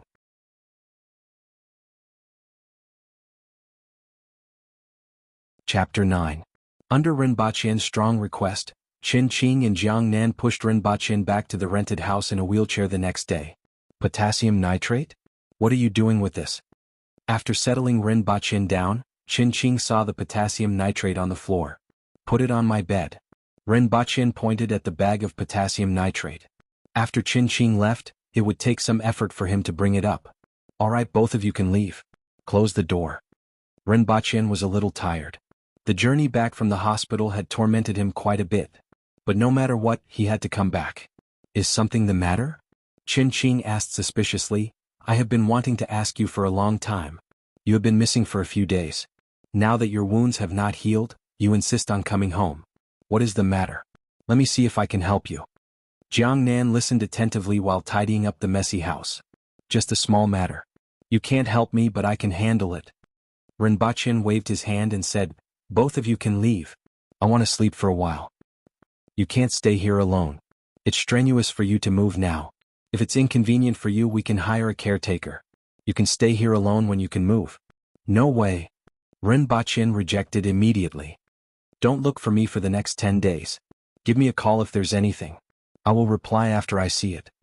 Hearing Rinpoche's words, Qin became even more suspicious. Recently, Rinpoche had been missing twice. Each time he would be missing for 9 to 10 days. This time he would be missing for another 10 days. What exactly happened to him? In any case, I am still considered your savior, right? I also saved your future husband, lest you become a widow before you even get married. Rinpoche said to the two of them. If you want to thank me, let me stay here alone. Don't worry, I will be fine. I will be alive and kicking again after 10 days. Are you sure? Yes. Seeing that Rinpoche was determined, Qin looked at Rinpoche and said seriously, if there is no news from you after 10 days, I will smash your door. Don't forget what you said. Nothing must happen to you. Okay, I promise. Rinpoche nodded and smiled. I will leave food at your door these few days. You will come even if I don't come. Open the door if you're hungry, Jiangnan said. You don't have to go through so much trouble. Now everyone is delivering food. Are you afraid that I will starve to death? Rinpoche laughed. But Jiangnan insisted. Rinpoche was a stubborn person, so was Qin. In certain aspects, Jiangnan was the same. Rinpoche could only nod his head and say, up to you. Actually, I have a set of martial arts passed down in my family. Within 10 days, I can enter the state of turtle breath, which can speed up the healing of wounds. If there are any other functions that can strengthen one's sex drive and nourish one's kidneys, you must teach them to me. Qin held Rinpoche's hand with an affectionate look on his face. Get lost. Don't disgust me. Rinpoche pushed his claws away. In the end, the two of them ordered a lot of food to be delivered before they left. According to the doctor, the stab had perfectly avoided all the internal organs. Even the intestines were fine. Therefore it had no effect on eating. After the two of them left, Rinpoche laboriously placed the B vitamins back on the bed. With one hand holding the bag of potassium nitrate and the other holding the B vitamins, he fell into a deep sleep. Rinpoche didn't know when he had woken up, but he was still holding onto the two bags. After touching his body, Rinpoche was sure that he had worn them again. As he laid there, Rinpoche felt waves of pain from his wound. Only then did he remember a very important problem. He only thought of bringing the potassium nitrate and the other things, but he didn't bring any painkillers. Now that the effects of the medicine had not worn off, it was already so painful. Once the effects of the medicine wore off, he was afraid that he would die. Just as Rinpoche thought, as time passed, the pain from his wound became more and more intense. He could only focus on other things and not think about his wound. It seemed that this way the pain would be slightly alleviated. After a while, Rinpoche tried his best to sit up again. He pushed the bag of potassium nitrate to the ground. The sound of the heavy bag landing on the ground alarmed the guards outside. Originally, the two of them were worried when they heard that there was no movement in the house for a day and night. Now that they heard the sound, they were relieved. Rinpoche did not allow them to enter the house. As expected, the two of them didn't enter the house. They just guarded the door and dozed off. Rinpoche poured the potassium nitrate on the ground and changed his coarse clothes. Then he stuffed the empty bag back under the mattress and fell into a deep sleep. When he woke up, the sky was already bright. "Guards, guards," Rinpoche shouted twice. The guards outside heard him and pushed the door open. They saw Rinpoche lying on the ground with a pale face. Other than that, there was a pile of white crystals on the ground beside the bed. No one knew where they came from. "Call the person in charge here," Rinpoche said as he lay on the bed. A guard went out, and not long after, the person in charge was brought in. As soon as he came in, he asked, "Sir, do you have a way to treat that bear?" Rinpoche propped himself up and leaned his back against the wall. "I have always had a way. I can do it today. Get someone to bring a big basin and a small basin. The small basin should be as big as a wash basin. It would be best if it's an iron basin. Then get 2 buckets of water." Rinpoche noticed that they had been using wooden basins for the past 2 days. That conducted heat too slowly, so he specially instructed them. Okay. The person in charge swiftly carried out the task. This bear was related to his family's life, so he had to take it seriously.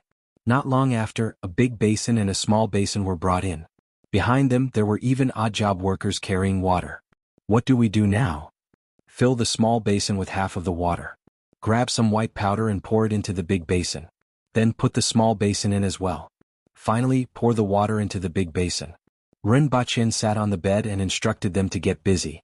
They didn't understand how this was related to treating the bear, but they did as he instructed.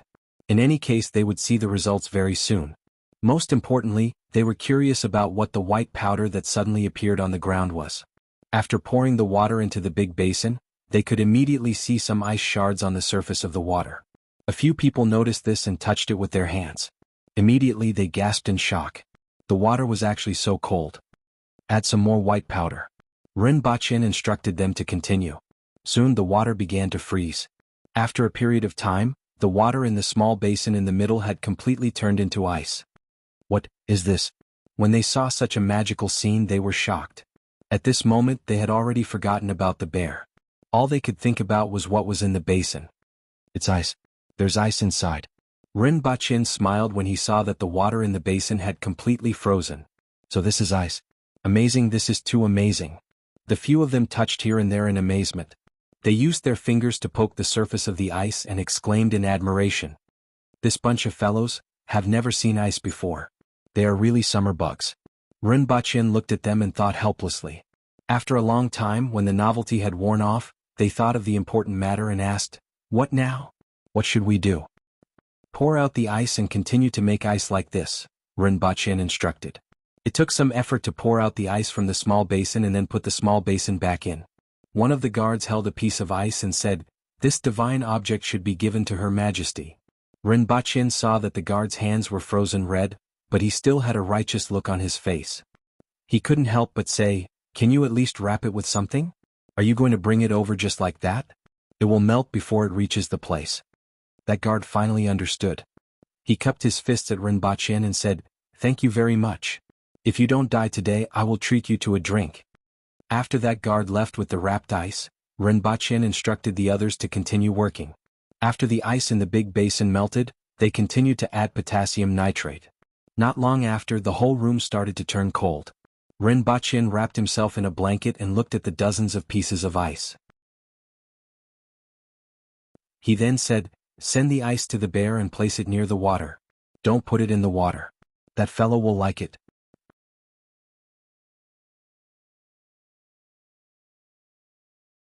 Chapter 10. This world was just backward, but the people here weren't stupid. The manager and the odd job workers brought all the ice over and used a wooden stick to cover a net to place the ice beside the white bear. When the third ice block was placed, the white bear crawled out of the stream, hugged an ice block and rolled on the ground while humming non-stop. It could be seen that it was like a prostitute meeting a prostitute. The temperature was 40 degrees Celsius and it felt comfortable from head to toe. After more than a dozen ice blocks were placed, the white bear wrapped itself in ice and hummed contentedly. It works. It really works. The manager was overjoyed. Although it hadn't been fed yet, the white bear had changed from its half-dead appearance for the past month. Quick, go and ask what we should do next, the manager shouted as he kicked the odd-job worker beside him a few times. Rinpoche looked at the odd-job worker in front of him with a face full of resentment. What should he do? Feed it? The bear was finally comfortable. Why wasn't he feeding it now? With the horrible weather here, it wouldn't take long for the ice to melt. Forget it, I'll go and take a look. Rinpoche waved his hand and said, both of you help me. When the guards and odd-job workers helped Rinpoche to the bear garden, he was sweating profusely again, and the wound on his abdomen was a little wet. If he guessed correctly, the wound was bleeding. However, this was a small problem and the white bear was the big problem. Rinpoche ignored the manager who came to greet him and leaned against the wall to look at the bear below. The white bear was happily hugging a pile of ice cubes on its left and right sides. Those ice blocks were its precious treasures. However, the ice blocks had shrunk by a third. Continue to make ice according to the method just now. Put the ice in the basin and let it melt under the sun. Dry it and continue to make ice with the remaining white powder. Throw some fish and meat to it, Rinpoche instructed. Yes. Seeing that Rinpoche was able to make ice that they had never seen before with just a little powder and that the white bear was much more energetic, the few people here regarded Rinpoche's words as an imperial edict and hurriedly followed his instructions. In a large hall, a woman wearing a red robe with rusty patterns on it and a golden crown on her head was playing with a sparkling and translucent piece of ice in her hand. A cool sensation spread from her fingers to her heart. Below, dozens of people in armor and robes stood on both sides and whispered to each other. Their gazes were focused on a basin-shaped ice block in the middle of the hall. Was this done by that person? The woman asked with interest. Yes, I saw him turn the water into this ice with my own eyes. The guard who was holding the ice earlier knelt on one knee. Not bad. The corner of the woman's mouth curled up. She held the ice cube in her hand and looked down. What do you think? Let me see. An extremely tall and muscular man in armor stepped forward and touched the ice. Then he hugged the ice in his arms and said with an intoxicated expression, "It's so cold. Let me try. Let me try as well. I'm a high-ranking official, give it to me." The group of people immediately crowded around the ice cube. The man from before dashed left and right in the crowd, but he was outnumbered. In the end he was thrown out with footprints on his butt. The woman on the throne did not care about the chaos below. She played with the ice cube in her hand for a while before it completely melted into water. All right, stop fighting. After a long time, the woman said lazily. The people who were originally huddled together immediately separated. Only one person was hugging half of the ice cube and rubbing it on his face. As he rubbed it, he muttered, "It's so cold. It's really so cold." After a while, he reluctantly put the remaining half of the ice cube back to where it was and retreated. "Your Majesty, this person is talented, very talented. It's just that his origins are a little shady. Why don't you let me bring him back and train him properly? After confirming that there are no problems, I will send him to you." The man who started the fight shouted. "I'm the best at training people. In your hands he will be tormented to death in 2 days." Another person quickly said. "Stop arguing. This person has some use. Let him stay in my palace." The corner of the woman's mouth twitched. She waved her hand like she was waving away flies to shut everyone up. Seeing that she had spoken, the others immediately quietened down. There were men and women in the hall, and all of them had a vigorous aura. However, they were extremely respectful of the people above them. "Bring the envoy from the Yin nation here. I heard that he has something to say to me," the woman said lazily. "Bring the envoy from the Yin nation to the palace." Someone at the door immediately shouted. Not long after, a middle-aged man with a white face and a long beard was brought in. He cupped his hands and bowed. "Envoy from the Yun nation, Guqing, greets your Majesty." "I wish your Majesty." "All right, if you have something to say, say it. You have already sent me several invitations. I also want to know what you want to say." The woman interrupted him impatiently. Guqing's expression did not change, but he cursed in his heart, "Barbarian." Then he straightened his body and said, "Your Majesty, Guqing is here for the matter of the merchants from the Zhang family and the Hong family. Your country arrested our merchants for no reason, threw them into prison, and confiscated their properties in your country. Guqing spouted a lot of things. The content was, "You have no reason or basis to arrest our kind merchants, confiscate their properties and make our merchants panic. The Yun nation will not allow their merchants to be arrested like this. Therefore we are here to protest. If they didn't release the captured merchants within the time limit, return the confiscated goods, and provide an explanation for this matter, the Yun nation would definitely seek justice for their subjects and people, even to the extent of meeting them on the battlefield." The woman stretched out her hand. Immediately, a maid beside her wiped her hand clean with a handkerchief. Only then did the woman ask, "How long have you been here?" "Guqing has been in your country for 3 months, Guqing replied. "Yes, drag him out and behead him," the woman said lightly. Even when two countries are at war, envoys are not beheaded. Moreover, Guqing is only narrating the facts and stating the pros and cons. "Your Majesty, aren't you afraid of incurring the wrath of the Yun nation by doing this?" Guqing hurriedly shouted. However, the woman had no intention of paying any attention to him. Many of the civil and military officials at the side also looked down. Some of them even grinned at Guqing, revealing a mouthful of white teeth. "Your Majesty, you are courting disaster. Your Majesty, the Emperor of Dayo," Guqing shouted as he was dragged out. The people in the hall heard him screaming miserably as he left and finally stopped abruptly. "Tell the Yun nation that their ambassador has died of a sudden illness. Ask them to replace him," the woman said. "Yes. This gigolo still dares to talk about meeting us on the battlefield? Even if the Yun nation has the guts, their emperor wouldn't dare to do so," someone laughed. The Yun nation merchants maliciously lowered the price of furs and skins, sold fake goods as genuine goods, and mixed sand into the rice they sold. The Zhang family and the Hong family are the worst. Let's teach them a lesson this time. If they still think that the people of Dayo are fools, we might as well kill them all next time, someone suggested. If we kill them all, there will be no more merchants coming. Immediately, someone stood up and objected. Dayo has more mountains than plains, more hunting than farming, and a lot of goods need to be brought by those merchants. We can't possibly rely on them for everything. It's best if we can do it ourselves. Do it ourselves? Do you or who? I say it's best to fight and snatch it back. All right, stop quarreling. Is there anything else? If there's nothing else, please leave, the woman said as she sat up.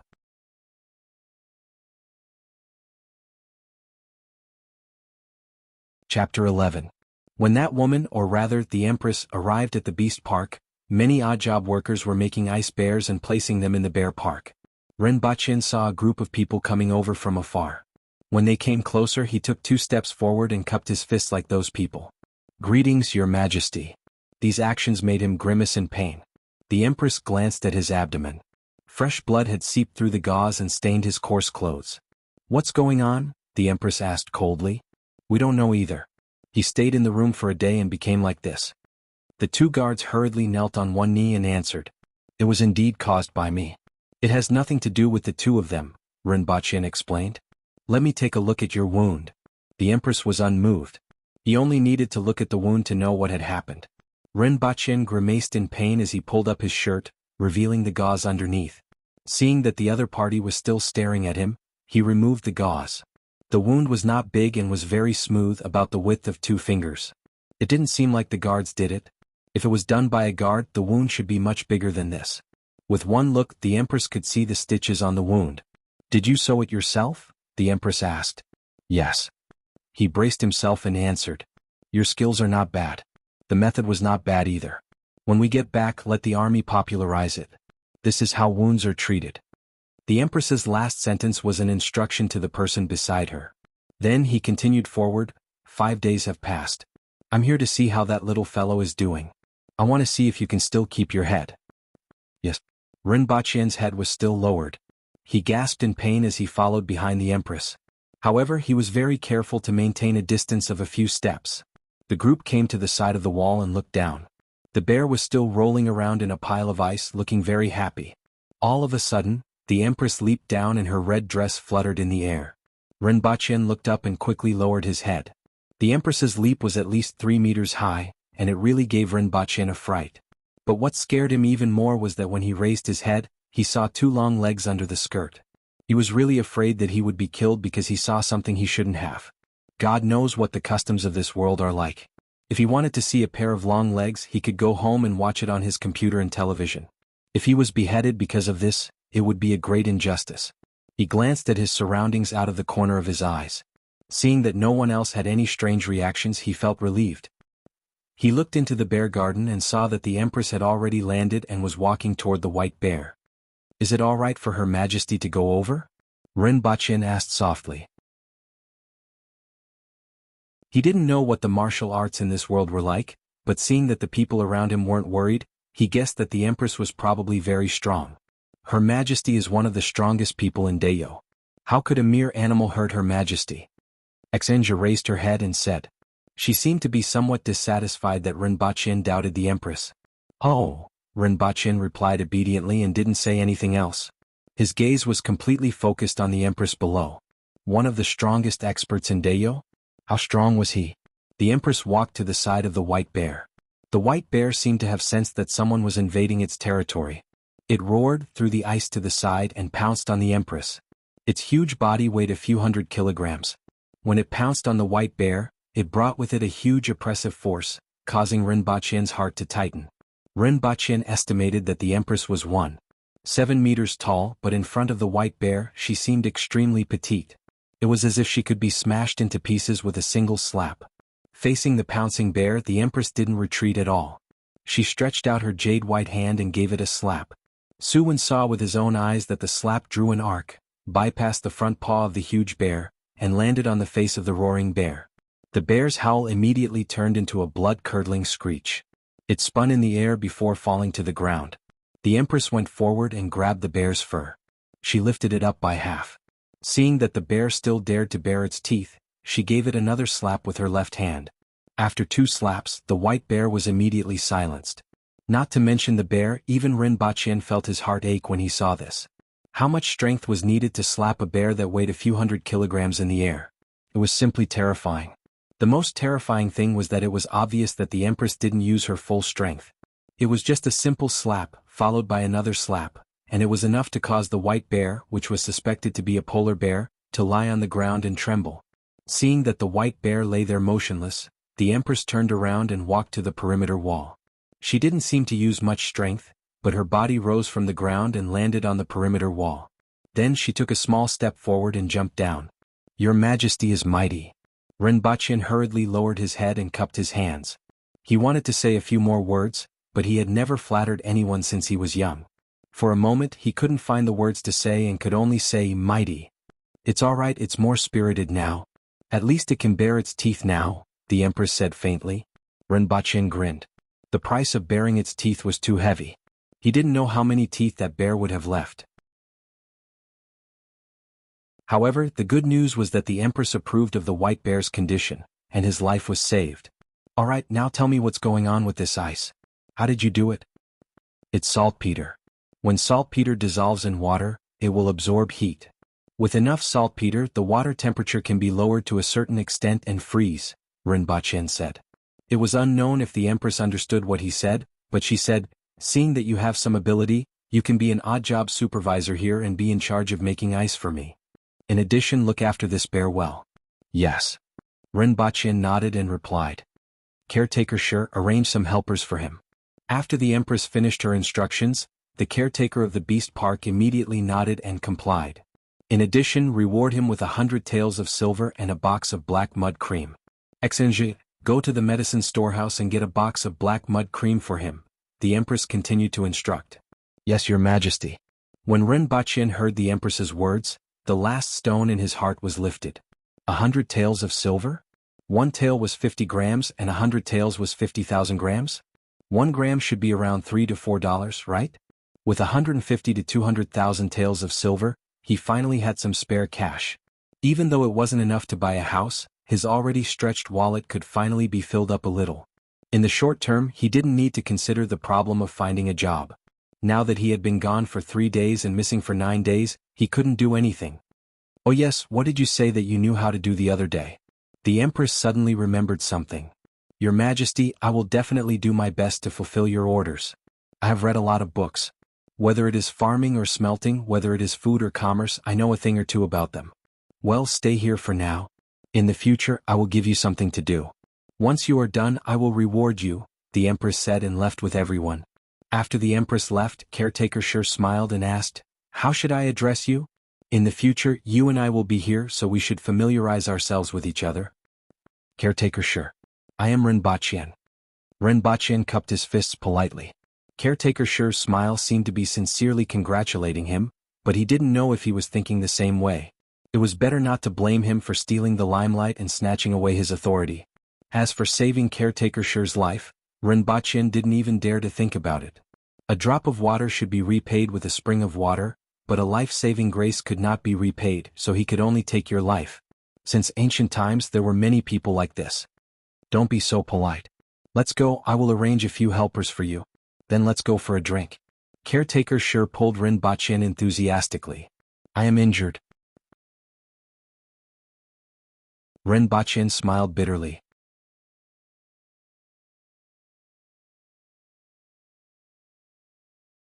Chapter 12. Rinpoche felt that Caretaker Shi was exaggerating when he told him to apply the ointment. This injury would take at least 10 to 20 days to heal, right? The black mud cream was stored in a wooden box.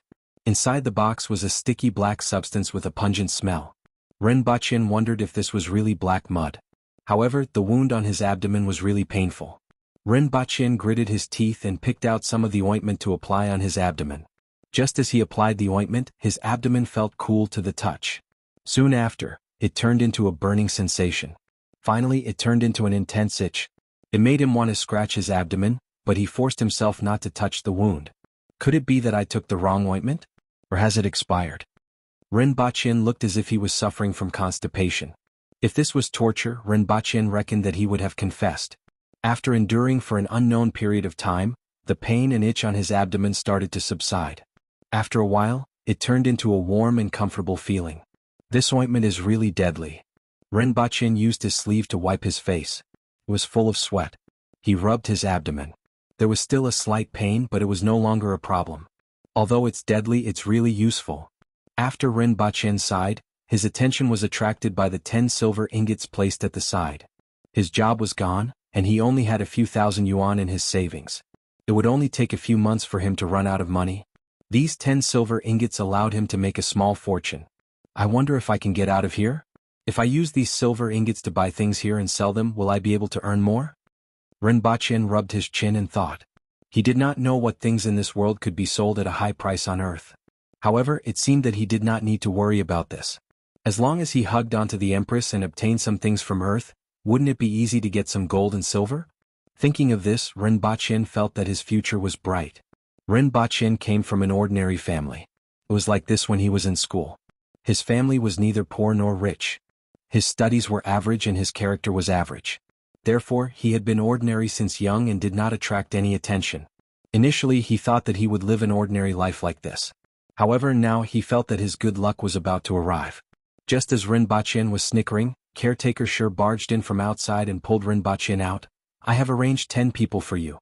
Take a look, and if anyone is disobedient, you can tell me. Let's go have a drink after that." "My injuries haven't healed yet," Rinpoche cried out. What kind of person would drink alcohol after getting a hole in his stomach? Did he not want to live anymore? Wasn't the black mud cream delivered? Caretaker Shi was stunned. "I have applied it, but it will take some time before the wound heals," Rinpoche replied. "It's good that you applied it." Caretaker Shi let go of Rinpoche's hand and pulled his shirt. "Hey, why are you still wearing this?"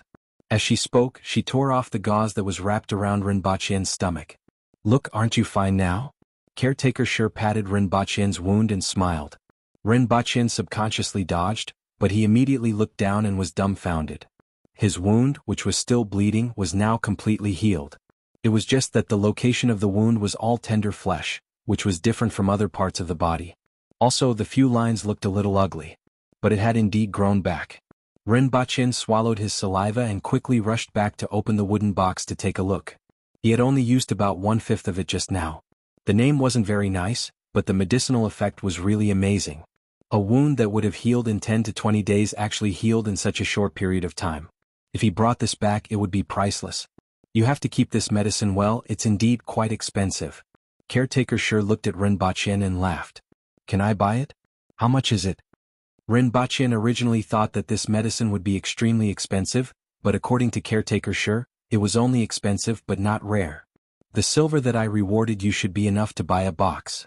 A box of 100 taels of silver was equivalent to 20,000 taels of silver. It was indeed not cheap to buy such a box of medicine. However, based on the medicinal effect of this medicine, it was really too cheap. Come, let's go out and take a look at the people I have chosen for you. Caretaker Shi watched Rinpoche place the wooden box on the bed and pulled him out. There were 10 people waiting outside. They stood loosely, but all of them were burly men with arms that could run horses.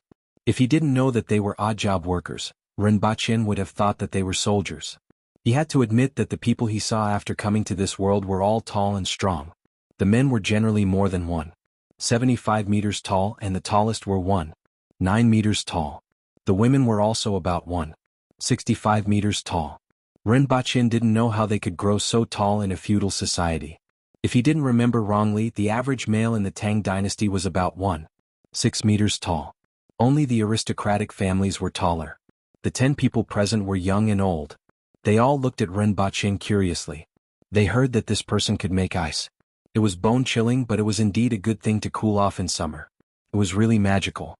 It was just that this caretaker's body was too frail. It looked like he would be blown away by the wind.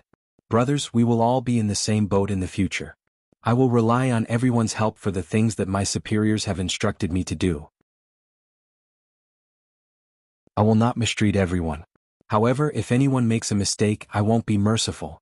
Rinpoche cupped his hands and said to everyone, "We will do whatever the caretaker says." The 10 people loudly agreed. "That's good. As long as you do your job well, I will definitely not mistreat everyone. That's all for now." Rinpoche was very satisfied with their attitude. What he was most afraid of was each of them harboring their own thoughts and not putting in the effort. If that happened, he would have a headache. The task that Her Majesty instructed us to do is to make ice. We definitely can't leave the ice outside as it will melt in no time. First, we have to make a cellar to store the ice. I wonder if there is a suitable place here? The second half of his sentence was directed at Caretaker Shi. He wasn't in the mood to drink if he didn't clarify the situation. Caretaker Shi thought for a while and said, "There is one. Sometimes it is used to store some grass. I'm not sure if it will work. It's good that there is one.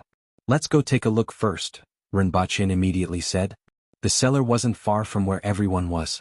In a short while they arrived there. Occasionally, a few withered grass could be seen on the ground around the cellar. Caretaker Shi opened the lid and said, "It's here." Rinpoche wanted to go down. Suddenly he thought of something. How long has it been unused? If it had been unused for too long, there might be a lack of oxygen inside. He would be unlucky if he went down. A few months. Throw a torch down to take a look. Within a few minutes, someone threw a torch down. Rinpoche looked down at the fire burning brightly. He was finally relieved and climbed down along the edge of the cellar. Rinpoche picked up the torch and walked around the cellar. It was empty except for some withered grass on the ground. There were also some wooden pillars supporting the cellar to prevent it from collapsing. The cellar wasn't small. It was about 100 square meters in size and 2.5 meters in height. There was a layer of soil that was about 1.5 meters above it. It felt much cooler when he came down. This is it. Rinpoche went up and made his decision. Caretaker Shi, let's borrow this place to make an ice cellar, Rinpoche said to Caretaker Shi. No problem. In the future, I can come here to cool off if I have nothing to do, Caretaker Shi agreed readily. Clean up this place first before we can store ice, Rinpoche said to the 10 odd job workers. All right. Everyone shouted and went to get their tools.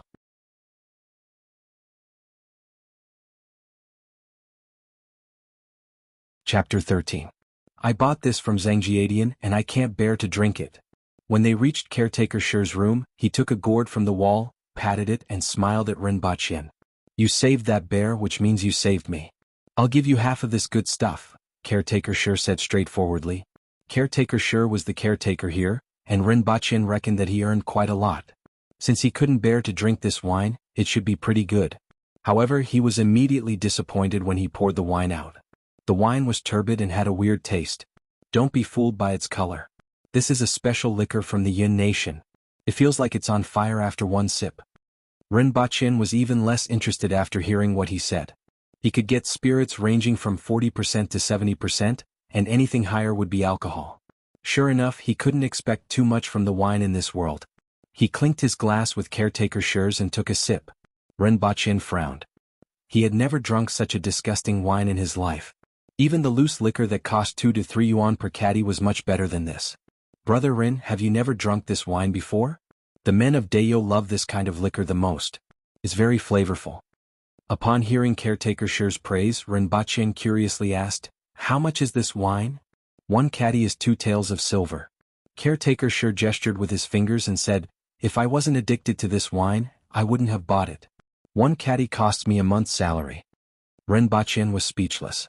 6 taels of silver was equivalent to 300 grams, which was about 1,000 yuan. He could only buy 1 caddy of this inferior wine. What a huge profit.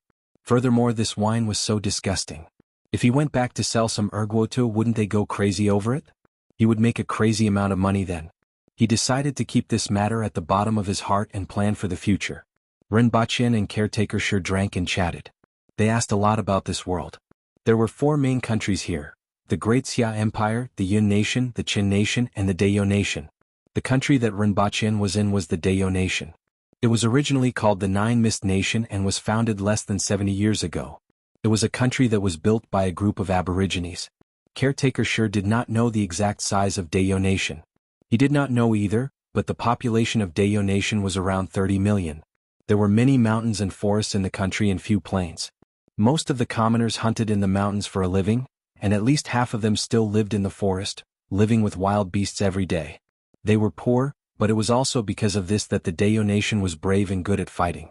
To the north of the Dayo Nation was the Great Xia Empire, which was said to be 3 times bigger than the Dayo Nation.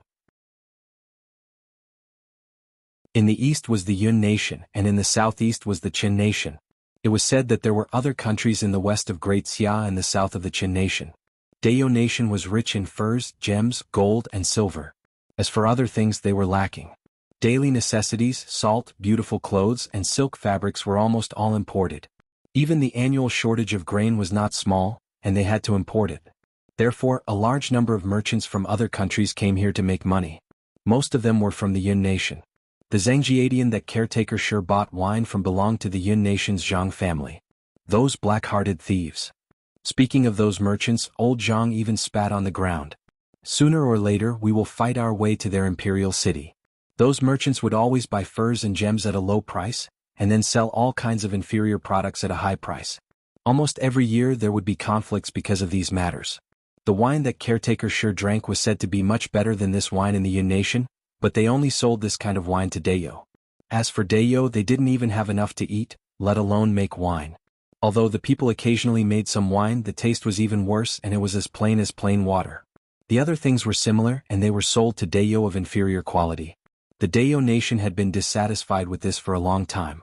20 years ago, this incident was the cause of their dissatisfaction, and Dayo almost fought their way to the Yun Nation's imperial city. Afterward, the Qin Nation sent troops to help the Yun Nation, and with the mediation of the Great Xia Empire, Dayo's army finally withdrew with a full harvest. After that, the merchants from other countries became more well-behaved. Although it was still very infuriating, it was no longer as excessive as before. However, as time passed, the merchants forgot the pain and began to become more aggressive. Now, caretaker Shi's biggest wish was that when the Empress gave the order to start a war again, he would be the first to put on his helmet and armor and climb the walls. When Rinpoche heard this, he had an idea. To put it bluntly, the only advantage of Dayo was that they could fight. The disadvantage was that they had no other advantages other than being able to fight. Starting from the Empress, everyone was one-track minded. Other than fighting and killing, there seemed to be nothing else in their minds. They had to buy all kinds of daily necessities from other merchants. In view of Dayo's bad temper, the other countries didn't want to force Dayo into a corner. They would sell you things, but they would only sell you the worst. The good ones would be sold to their own countries. As for the technology, they could forget about it. After listening to caretaker Shi, Rinpoche laughed mischievously. The Dayo Nation lacked everything? It just so happened that he knew everything. Even if he didn't, he could still go back and learn. With the knowledge of the entire world as his backing, if he couldn't make a name for himself in this world, his life would be in vain. It was best for him to go back and learn the technology before coming back to make something that he wanted. He couldn't possibly go back and buy potassium nitrate and bring it back. It was fine to do it once or twice, but it would definitely be troublesome if he did it more than once. Furthermore, for a large-scale product like wine, it was even worse. It was already fortunate that the Empress didn't pursue the issue with the clothes and mattress. As for the situation with the Kirin that pulled the carriage and whether there were experts who could move mountains and drain the seas, Caretaker sure wasn't sure. However, according to him, there were experts in this world. It was a little exaggerated to destroy a city with one blow, but it was still possible to destroy a city gate with one blow. However, to Rinpoche, destroying a city gate with one blow was already exaggerated enough. If he could learn it, he would be able to do whatever he wanted when he returned to Earth. Caretaker sure didn't seem to drink strong alcohol. He collapsed after drinking less than half a liter of wine. After he collapsed, Rinpoche was only half drunk. He sat there thinking and laughed from time to time. Dayo lacked food. It wasn't possible to make wine now. Dayo didn't have many plains and forests, so it didn't produce enough food. Earth happened to have crops that could produce thousands of caddies per moo. It tasted pretty good and could completely solve Dayo's food shortage situation. Furthermore, it could be used to make wine. In addition, he could think of ways to get salt. He could go back and do some research to see if he could get salt from the mountains. As for toothbrushes and soap, it was even easier. As long as there was a suitable opportunity, he could make them. There was also cotton. He could get everything out by himself. When he thought of this, Rinpoche was elated. It was great to come to such a world and a country. In this world, it was really too easy to earn money. Similarly, there were some unique things in this world such as the black mud cream. It could also allow him to not worry about money on Earth. When he thought of this, Rinpoche became even more excited. After thinking about it for a while, he saw that Caretaker sure had already slipped under the table. However, he had to take things one bite at a time and walk one step at a time. It was better to establish a foothold in this world first. When Rinpoche thought of this, he got up and went to check on the progress of the cellar cleaning. When he reached the place, a group of people were washing the cellar with water.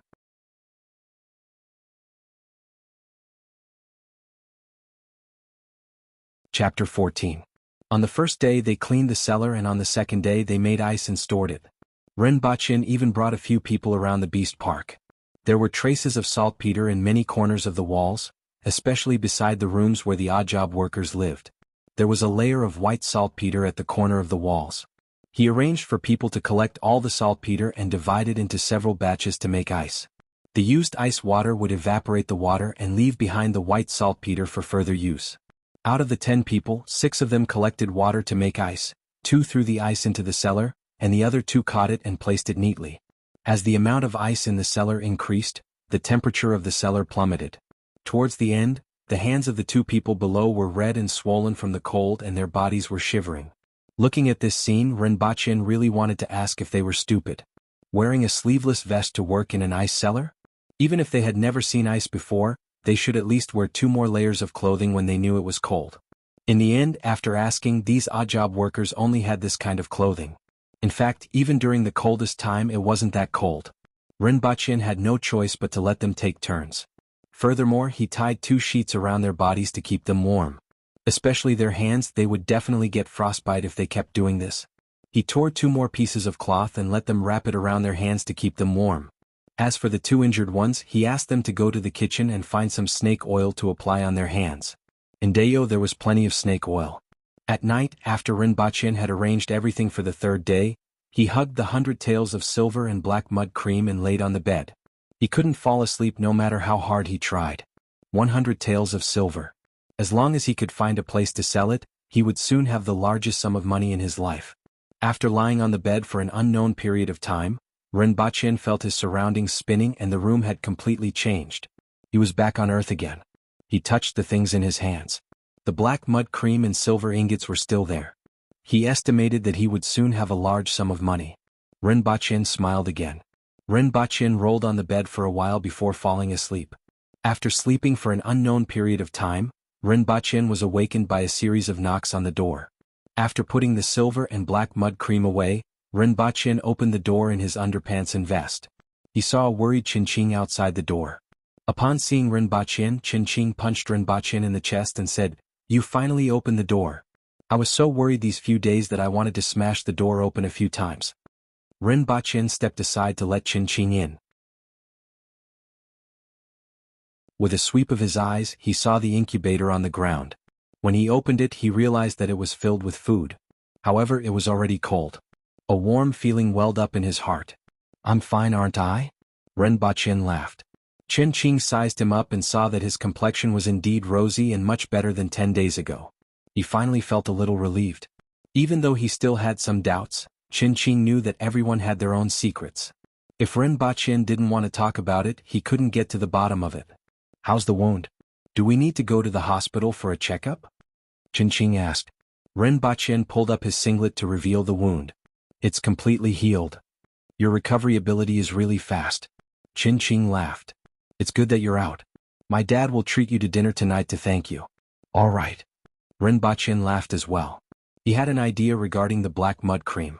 However, it required a lot of money and Chen Qing couldn't afford it. He still needed his dad's approval.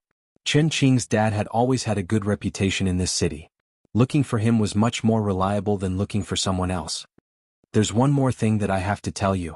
The person who stabbed you previously has been caught. However, we can't touch the person behind it for the time being." Chen Qing hesitated for a while and said to Ren Baqin. Ren Baqin nodded his head to indicate that he understood. "However, don't worry. As long as there's a chance, I will definitely settle this score." Chen Qing was stunned for a while. Seeing that Ren Baqin was fine, he went back to work. Ren Baqin wanted to go back to sleep, but he couldn't fall asleep after tossing and turning in bed for a long time. He might as well get up and have his meal.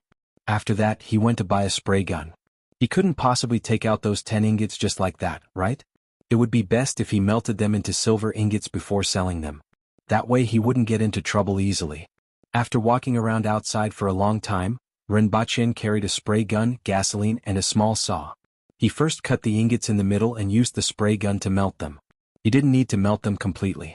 As long as the surface was melted and the original shape couldn't be seen, it would be fine. After working for an entire afternoon, half of the ingots were melted. Ren Baqin received a call from Chen Qing, changed his clothes, took the black mud cream and headed to the restaurant. At the entrance, he saw Chen Qing waiting for him. "Why did you bring a gift?" Chen Qing saw that Ren Baqin was still holding something in his hand and immediately slapped his shoulder. "Shouldn't I be the one giving the gift?" "It's indeed a gift, but it's different from what you think," Ren Baqin said mysteriously. The two of them went to the private room and chatted for a while. Jiangnan arrived first, followed by Chen Qing's parents. When Chen Qing's parents entered the private room, they held onto Ren Baqin's hands and thanked him profusely. After all, in that kind of situation, how many people would sacrifice themselves for their friends? Regardless of whether Ren Baqin was rich or not, Chen Qing's parents were extremely satisfied with this friend of Chen Qing's. At this moment, Ren Baqin was even more pleasing to the eye. During the banquet, they kept asking about Ren Baqin's situation. When they found out that Ren Baqin had just left his job, they even had the intention to let Ren Baqin work at the Chen family's company. Ren Baqin rejected them tactfully at first, then he smiled and said, "Even though I'm friends with Chen Qing, I still have a business proposal that I would like to discuss with you guys. Uncle, you can also give me some suggestions." Upon hearing Ren Baqin's words, Chen Qing was a little surprised. Papa Chen did not know what Ren Baqin wanted to say. He had a rough understanding of Ren Baqin's situation, and from his point of view, Ren Baqin did not have the capital to discuss business with him. However, since Ren Baqin was Chen Qing's friend, there was no harm in listening. If he was really interested, there was no harm in investing some money. It could be considered as a repayment for the favor this time. If he wasn't interested, he could also give some suggestions. Papa Chen felt that he had good foresight. "Please speak," Papa Chen said seriously.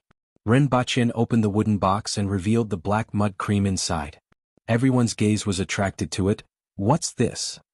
"Black mud cream. I obtained it by chance in the past and have never used it before. I only thought of it after I got injured." "What's its use?" "It stops bleeding and accelerates the healing of wounds," Ren Baqin introduced. "What's the effect?" Papa Chen raised his eyebrows. To be honest, he wasn't really interested. His own business had nothing to do with medicine. It wasn't appropriate for him to enter a field that he had never stepped into. The most important thing is the effect. "Otherwise, I wouldn't have taken it out," Ren Baqin said in high spirits. In that world, this thing was expensive, but it wasn't considered rare. However, on Earth, it wasn't just a matter of price. Normally, after a surgery, it would take a few days or even more than 10 days before the patient could walk and recover. The long recovery period would also cause the patient to be unable to work for a long period of time. Not to mention the possibility of infection during this period. However, this black mud cream could heal the wound in a short period of time, completely avoiding the patient's pain and long periods of recuperation. Ren Baqin took out a fruit knife that he had prepared earlier from his pocket. Under everyone's astonished gaze, he ruthlessly slashed his arm. Fresh blood flowed down like a fountain. Ren Baqin, what are you doing? Qin Qing was shocked. Papa Qin and Mama Qin didn't look too good either. Hurting yourself at the dining table? What do you mean? Ouch. Ren Baqin took a deep breath due to the pain. Following which, he waved his hand and said, "Don't be anxious, I know what I'm doing." Ren Baqin showed them his wound and said, "All of you have seen the wound." Following which, he used a tissue to wipe the blood off and used his finger to pick up a piece of black mud cream to cover the wound. After he was done, Ren Baqin smiled at them and said, "Don't be anxious, the moment of miracle is coming." Following which, he felt his arm turn from cool to hot and finally numb and itchy, causing him to break out in cold sweat. After a long time, those feelings finally subsided and Ren Baqin heaved a sigh of relief. At this moment, the black mud cream on his arm had already become a black scab. After tearing off the scab, Ren Baqin took a look. Indeed, the wound had already grown tender flesh. "All right, the moment of miracle is coming." Ren Baqin smiled. After wiping off the remaining blood stains on his arm with a wet tissue, he showed his wound to everyone. Qin Qing immediately stood up from his chair and came over to look at Ren Baqin's wound. He exclaimed, "This is simply godly." Papa Qin was initially a little impatient, but he didn't leave just because of his son. At this moment, when he saw Ren Baqin's wound, he was immediately shocked. The few of them touched Ren Baqin's arm and to their surprise, the wound had already healed. Half an hour ago, there was a 10-centimeter long wound and blood was flowing all over the floor.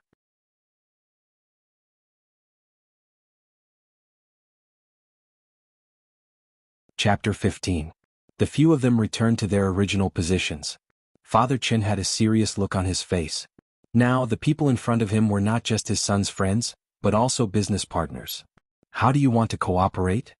"I'll provide the goods and you guys will provide the funds for a joint venture. We'll do research first, analyze the ingredients and look for substitutes. After that, we'll build a factory to produce it," Ren Baqin said with a serious look on his face. "Do you have the formula?" Papa Qin asked again. "I don't have it on hand right now, but I can get it. A pharmacy and some raw materials."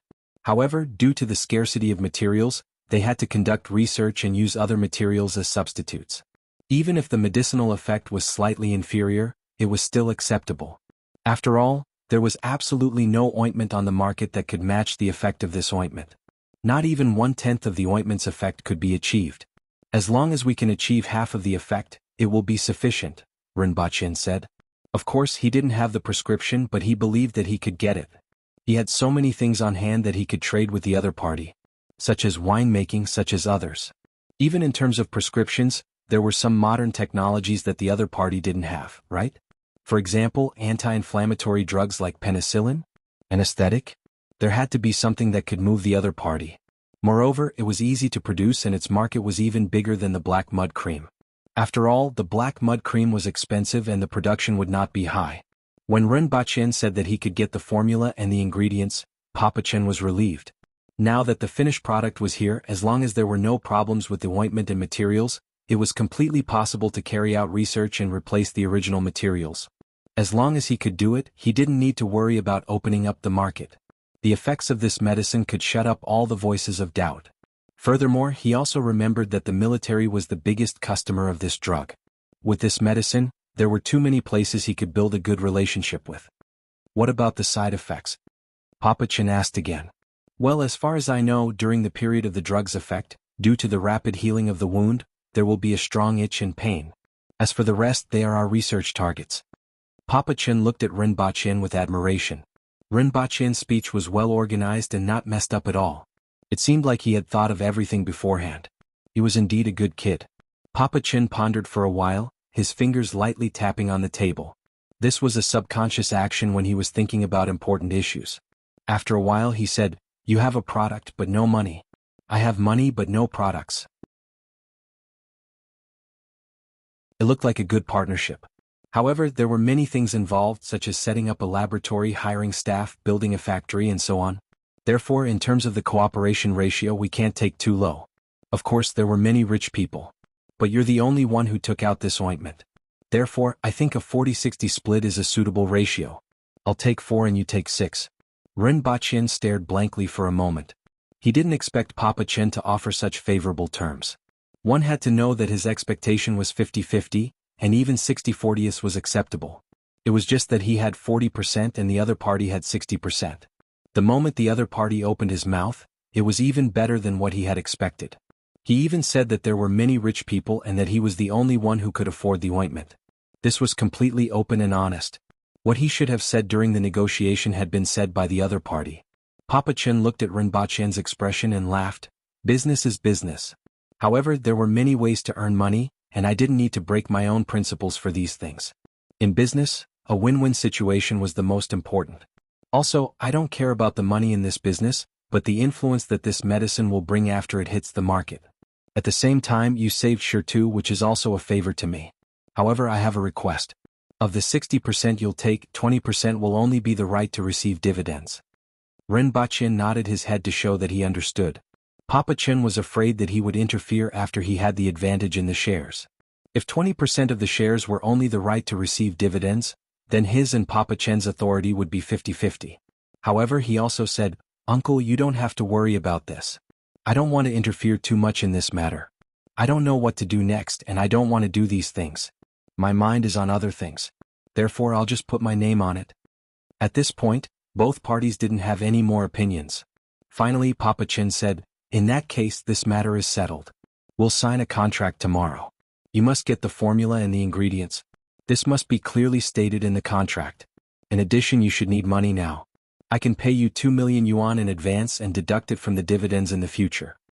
Ren Baqin listened to Papa Chen's words. Papa Chen had even thought of money for him.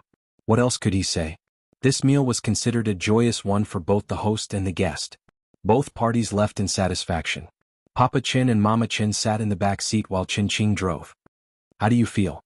Papa Chen suddenly asked. "Pretty good," Qin Qing said with a relaxed expression. Since young, he didn't lack money and didn't have much of a concept of money.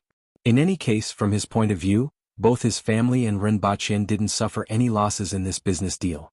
That was pretty good. "I'll do this first, lest both of you don't have enough experience and can't do the job well. Furthermore, it might affect our relationship. When everything is stable, I'll hand it over to you." "Forget it, I'm very satisfied with my current job." Qin Qing laughed. "If your salary is enough for your daily expenses, I'll be satisfied too." Papa Chen chuckled. Qin Qing also laughed awkwardly. When Ren Baqin reached home, he jumped up and cheered. The harvest this time was much bigger than what he had expected. Moreover, the 2 million yuan in advance was a huge sum of money to him. With this 2 million yuan, he really didn't need to worry about anything. He could buy a car and a house directly. He didn't need to stay in this small rented apartment anymore. When this medicine was developed and could be marketed, he could even lie down and count his money. However, there was a prerequisite for all of this. He had to get the formula and the ingredients. Looking at the lumps of silver in the bathroom, Ren Baqin swept them aside. Since the 2 million yuan was going to be in his account soon, there was no need to burn silver anymore. He would bring it back to Dayo to see if there was anything worth buying. The night passed. The next day, Ren Baqin received a call and rushed to Papa Chen's company. It was a commercial building in the city center. Papa Chen's company occupied 2 floors. Qin Qing had been waiting for him downstairs. When he saw Ren Baqin, he put his arm around Ren Baqin's shoulder and went up. The other party had already prepared the contract. Ren Baqin glanced at it and signed it. There was only one condition. He had to get the formula and ingredients within 6 months. There was nothing else that he needed to take note of. He wasn't worried that he would be cheated. If there was black mud cream in that world, there would definitely be other good stuff waiting for him to discover. If the Qin family cheated him, then he would only suffer a small loss, but the Qin family would suffer a greater loss. What he was most concerned about now was the 2 million yuan. This was the most urgent matter. After the contract was signed, the money was directly transferred to Ren Baqin's account.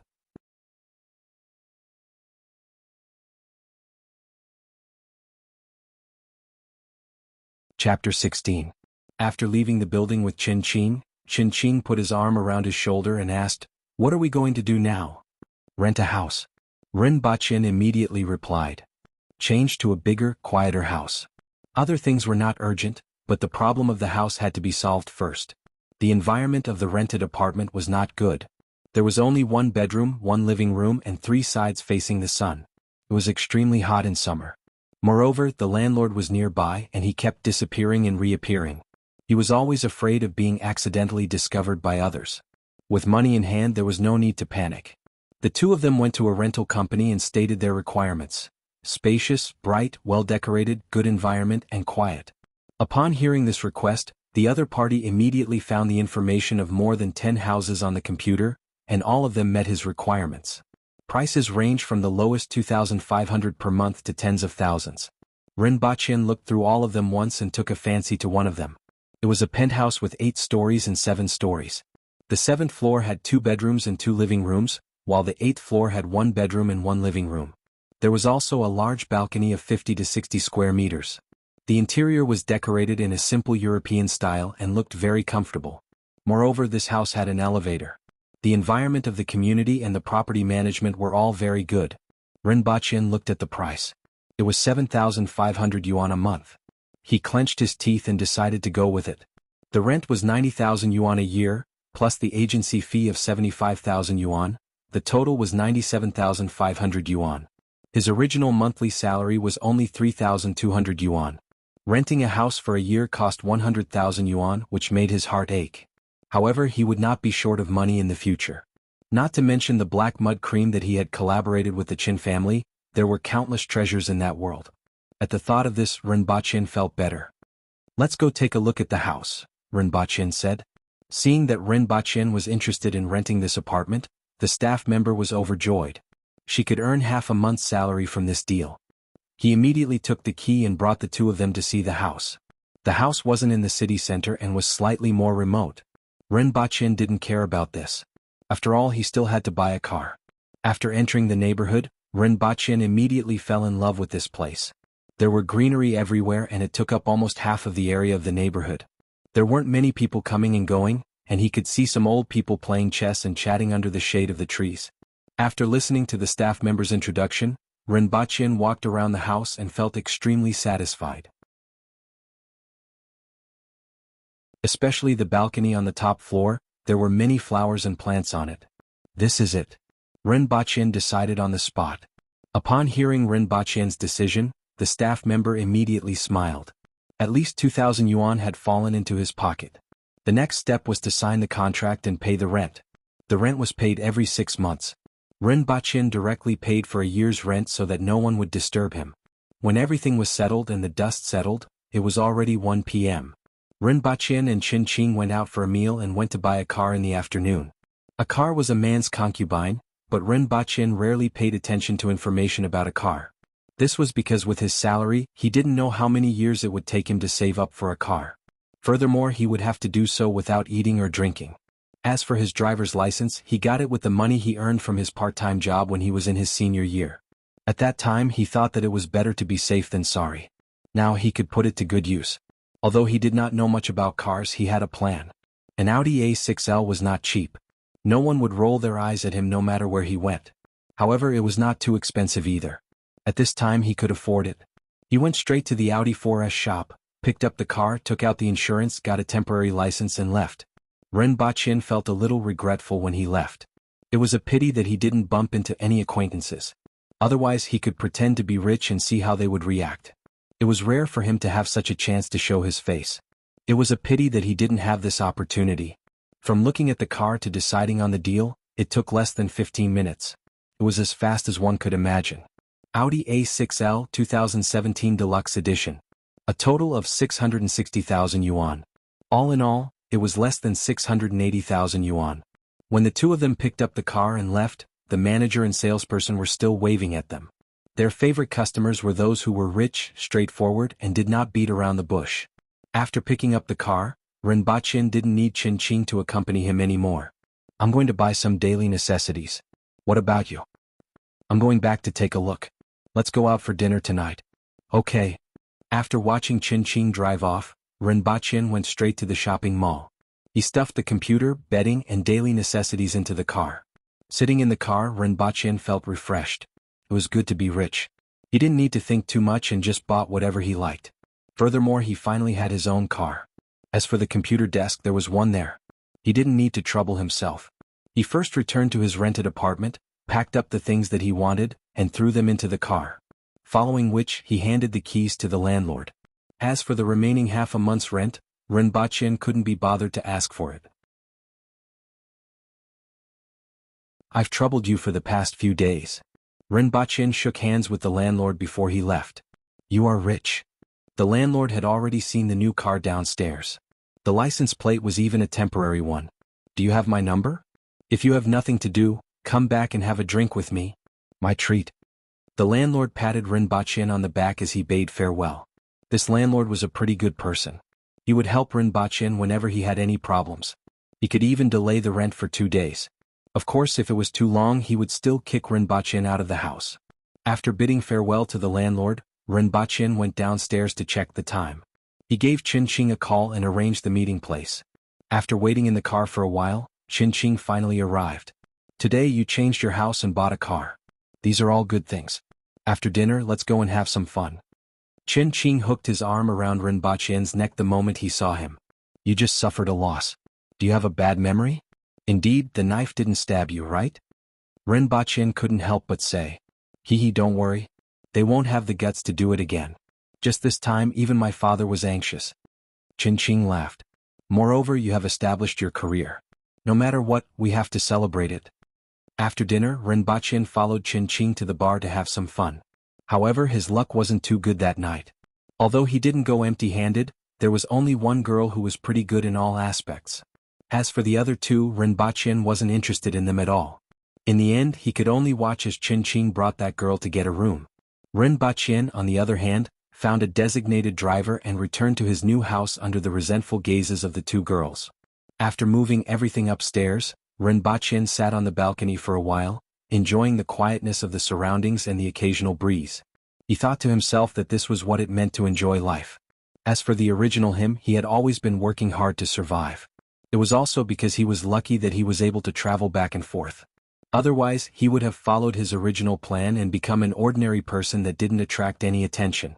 The next day, Rinpoche went to look for a housekeeping company to clean the house twice a week during the day. He didn't want to see the house covered in dust every 9 days. However, the bedroom on the second floor was prohibited from being cleaned by the housekeeping company. As he was afraid that someone would enter his room when he wasn't around, he specially installed a few surveillance cameras in the house. Its biggest use was to deter others.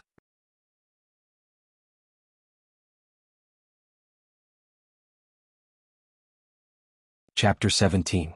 After he was done, he gave his family a call. Originally, it was once every half a month. This time, it was a little more than a month.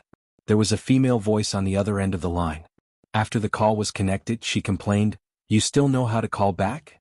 Rinpoche laughed dryly and said, "I've been rather busy recently. I've set up a company with a friend and I'm constantly on the move." Company? What company? Where did you get the money to start a company? When Rinpoche's mother heard about the company, she immediately forgot about her complaints. She was afraid that her son would be cheated by others outside. I'm providing the technology and my friend is providing the money. Furthermore, a venture capital firm has taken a liking to it and has invested in it, Rinpoche said half-truthfully. Explaining to his parents that he was a venture capitalist was much easier than explaining things like the black mud cream and pharmaceuticals. Otherwise, there was no way to explain the money in his pocket. After talking for a long time, he finally managed to convince his mother. Rinpoche continued, "I have transferred 300,000 yuan to your card. Both of you should spend it and have some fun." "Why are you giving me money? It's not like your dad and I are short of money," the mother grumbled. However, it was a happy thing that her son had transferred 300,000 yuan. It meant that her son had indeed earned money. In the future, his relatives would not look down on him.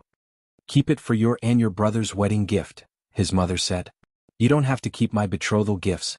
I still have a lot of money here and I didn't transfer all of it to you. I still have a few 100,000. If there's anything little brother likes, buy it for him." Rinpoche laughed. After chatting for more than 10 minutes, Rinpoche hung up the phone after his mother reminded him not to spend money recklessly and to save more. In the afternoon, Rinpoche ran another lap. The work of the 10 odd job workers was very tiring. He had said that if they did a good job, he would not treat them unfairly. Therefore, he could not just make empty promises. Rewards were definitely out of the question. After thinking about it, Rinpoche decided to get something to eat. Rinpoche bought a lot of gabangzi roasted chicken, braised beef and pork knuckles from the most reputable restaurant. It was enough to feed more than 10 people. The food in that world was much worse than that on Earth. After all, there weren't as many types of spices, and there weren't any recipes that had been continuously improved by generations. Rinpoche reckoned that the amount of food on Earth would make those people lick their plates clean. As for wine, Rinpoche gave up on the idea after some consideration. He could say that he made the food himself.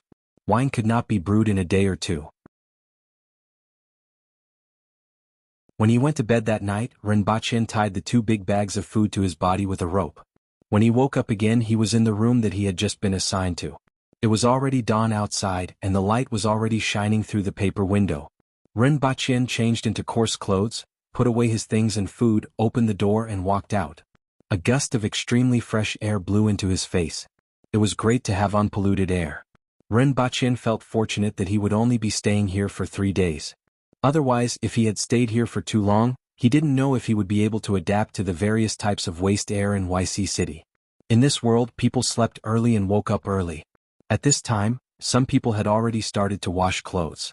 Rinpoche walked around the ice cellar and saw that 1/3 of the ice was already piled up. And this was under the condition that they had to supply the white bear. It could be seen that these people did not slack off at all on the day he left. However, the basin-shaped ice cubes were not easy to pile up. Rinpoche was considering whether he should make a few custom square boxes to make ice. Not long after, many odd job workers arrived and greeted Rinpoche. This made Rinpoche, who had never been a class monitor since he was young and had always been a passerby, feel very good. They had to work for a while before going for breakfast. Rinpoche asked, "Where do we go to forge things?"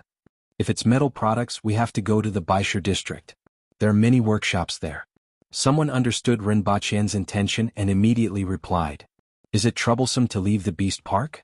Let's greet caretaker Sure and leave with a note."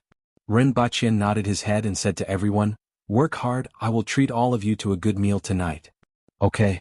Upon hearing this, everyone became excited. Breakfast was vegetable porridge, which was a mixture of coarse grains and vegetables. It didn't taste very good. However, it was still okay in this world. The odd job workers' meals were even worse than this. After breakfast, Rinpoche looked for caretaker Sure and said, "Caretaker Sure, I need to go out and forge a few metal boxes. I also need to go out to settle some matters today.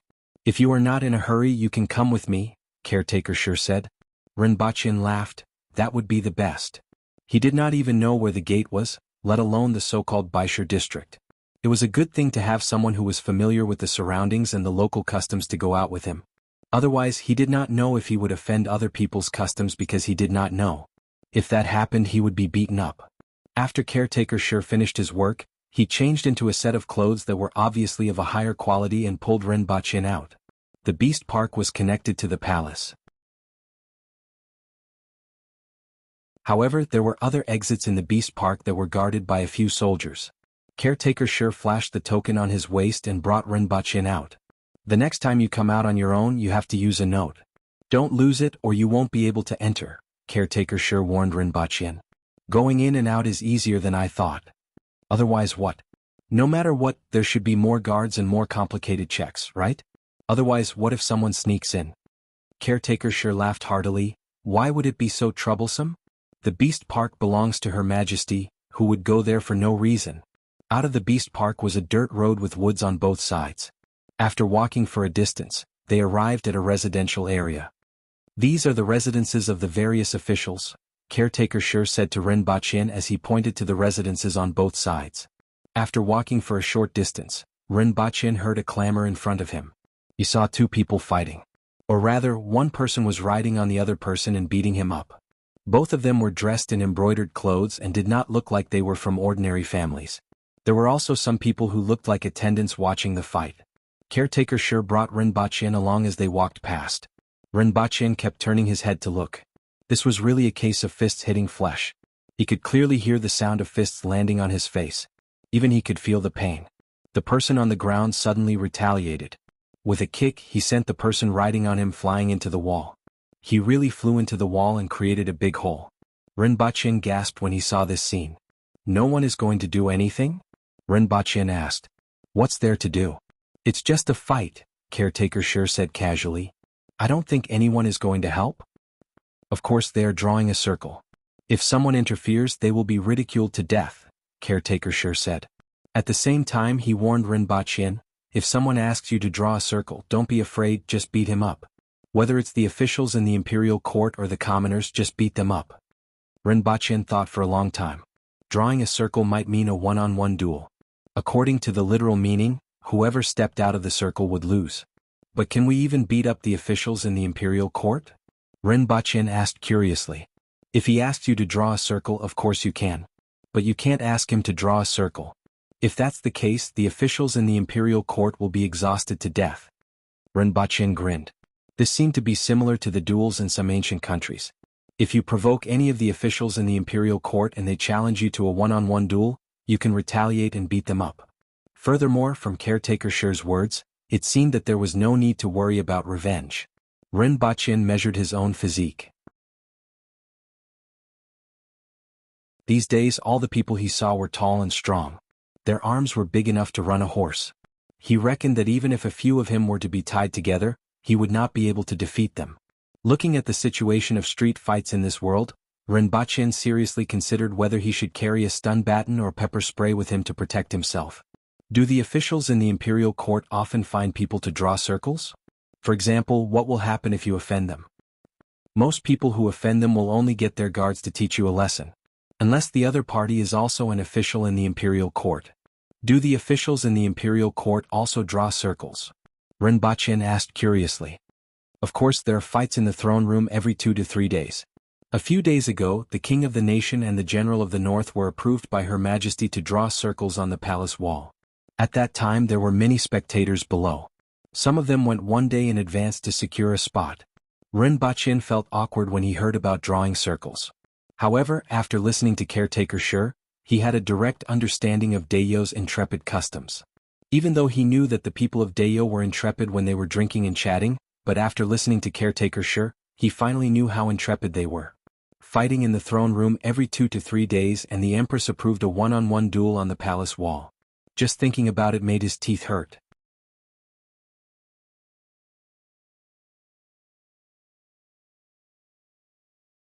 Chapter 18. After passing through the court officials' residential area, there were more and more people around. From what he saw these days, almost all the Daeyo people were well built and tall. Most of the male commoners wore a vest, pants, and straw sandals. Their bronze-colored, strong chests were exposed, and almost all of them had 8-pack abs. The women wore tube tops, shorts, and occasionally short skirts made of animal skin. Their figures were slender and full of vitality. There were many aborigines and hunters in Daeyo. This kind of attire was convenient for them to move around. In addition, it was too hot here. It was estimated to be at least 40 degrees Celsius during the day. Wearing this kind of attire was more or less cooler. Rinpoche saw many people carrying short knives and hunting bows. This made Rinpoche, who had always lived in a stable and peaceful environment on earth, feel very insecure. Even in ancient China, knives, spears, bows and crossbows were regulated. But here they could be seen everywhere. After walking for a short distance, Rinpoche saw another chaos. This time, it was a quarrel between a few aborigines and a certain shop owner. Behind the shop owner were a few well-built men with sabers. However, their skin was fairer and they were slightly shorter. Their clothes were also different from other Daeyo people. Those are the people from the Yun nation, those bastards who exploit people's marrow. Caretaker Shi glanced at them and said to Rinpoche. It was obvious that he was very resentful. Before the two of them could go over, the two groups of people started fighting. Immediately there was chaos. In less than a minute, someone flew out and fell heavily on the ground. After rolling on the ground, he rushed back into the fight. Rinpoche looked at his small arms and legs. He reckoned that he could not even defeat a woman. This was simply too sad. Very quickly, a group of people wearing uniforms and carrying long knives appeared out of nowhere and separated the two groups of people. The aborigines and the few people behind the businessman were taken away. As for the shop owner, he was naturally unharmed since he did not make a move. Didn't you say that you don't care? Rinpoche asked doubtfully.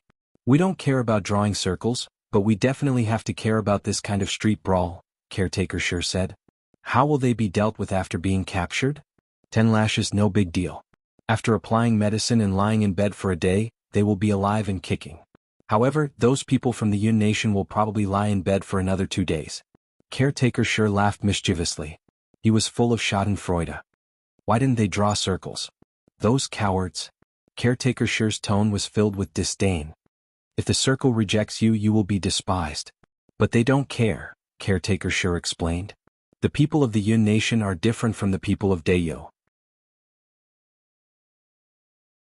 They care more about money. Ren Baqin nodded. It was the same on Earth. It had become the norm to laugh at the poor and not at the prostitutes. In that case, they won't be able to take it if we keep looking for trouble and fighting every day. Ren Baqin was curious as to why Dayo Nation didn't use this method even though they hated those merchants so much. It won't happen every day. After all, not only will I have to buy medicine to apply after getting whipped, I'll also have to lie in bed for a day. Who would do such a thing? Moreover, which one of them didn't have dozens of guards? The officials in the court don't want to push them too hard. If they run away, who are they going to buy things from then? Ren Baqin understood. The people of Dayo hated the greed of these merchants, but they couldn't live without them. Ultimately, it was because Dayo lacked everything. In terms of basic necessities, food, housing, and transportation, more than half of them had to rely on external help. Those merchants were fearless because they grasped this point. At the same time, they didn't dare to push Dayo Nation too hard. Ren Baqin admired the scenery on both sides of the road as he walked. There were all kinds of tall wooden houses and most of them were 2 stories high. There was a stone wall separating the 2 houses. Ren Baqin guessed that the stone wall was used for fireproofing. This was to prevent a fire from burning down a large area. The shop signs on both sides of the road were also written with hieroglyphs, but they were different from Chinese characters. Ren Baqin didn't understand ancient Chinese characters and didn't know if they were similar to ancient Chinese characters. What opened Ren Baqin's eyes the most were the carriages that occasionally passed by. They could be considered as carriages for the time being. Most of them were pulled by creatures that looked like sheep, but their bodies were similar to cows. Occasionally, 1 or 2 deer-like creatures could be seen pulling the carriages. Ren Baqin's eyes suddenly stopped at a certain spot by the roadside. 2 chubby fellows were tied to the roadside and were moving around and playing. Their bodies were black and white and their bodies were similar to a ball. They moved slowly and there were 2 dark circles around their eyes. Aren't these pandas? Are they tied here just like that? Wait a minute. Ren Baqin shouted and ran to the side of the pandas to take a look. The 2 pandas were very small. When they stood up, they were only as tall as a human's knee. Their movements were very clumsy. One of them was climbing onto the other's body. As a result, when the other party moved, it immediately fell on its back. It turned around and saw that Ren Baqin was looking at it. It stuck out its tongue and acted cute. This is a flower bear. Its meat isn't very tasty, Caretaker Shi said casually when he saw Ren Baqin moving closer to the 2 pandas. The meat isn't tasty? Ren Baqin laughed dryly. If Caretaker Shi dared to eat pandas on Earth, not only would he be shot to death, but he would also be condemned by others to commit suicide. However, Caretaker Shi nodded seriously. There are many of these things on the mountain. They aren't tasty. Furthermore, they rarely attack people. People usually ignore them. What are they tied here for? Are they for sale? Ren Baqin was tempted. If he could raise 2 pandas, he would simply wake up from his dreams with a smile. The people of Dayo couldn't understand the feelings the people of China had for pandas. After confirming that they were for sale, Ren Baqin shouted into the shop, "Anyone here?" The person who came out was a tall and burly man with a hideous scar on his face. There were also some Dayo shop owners on this street. They made up about half of the shops.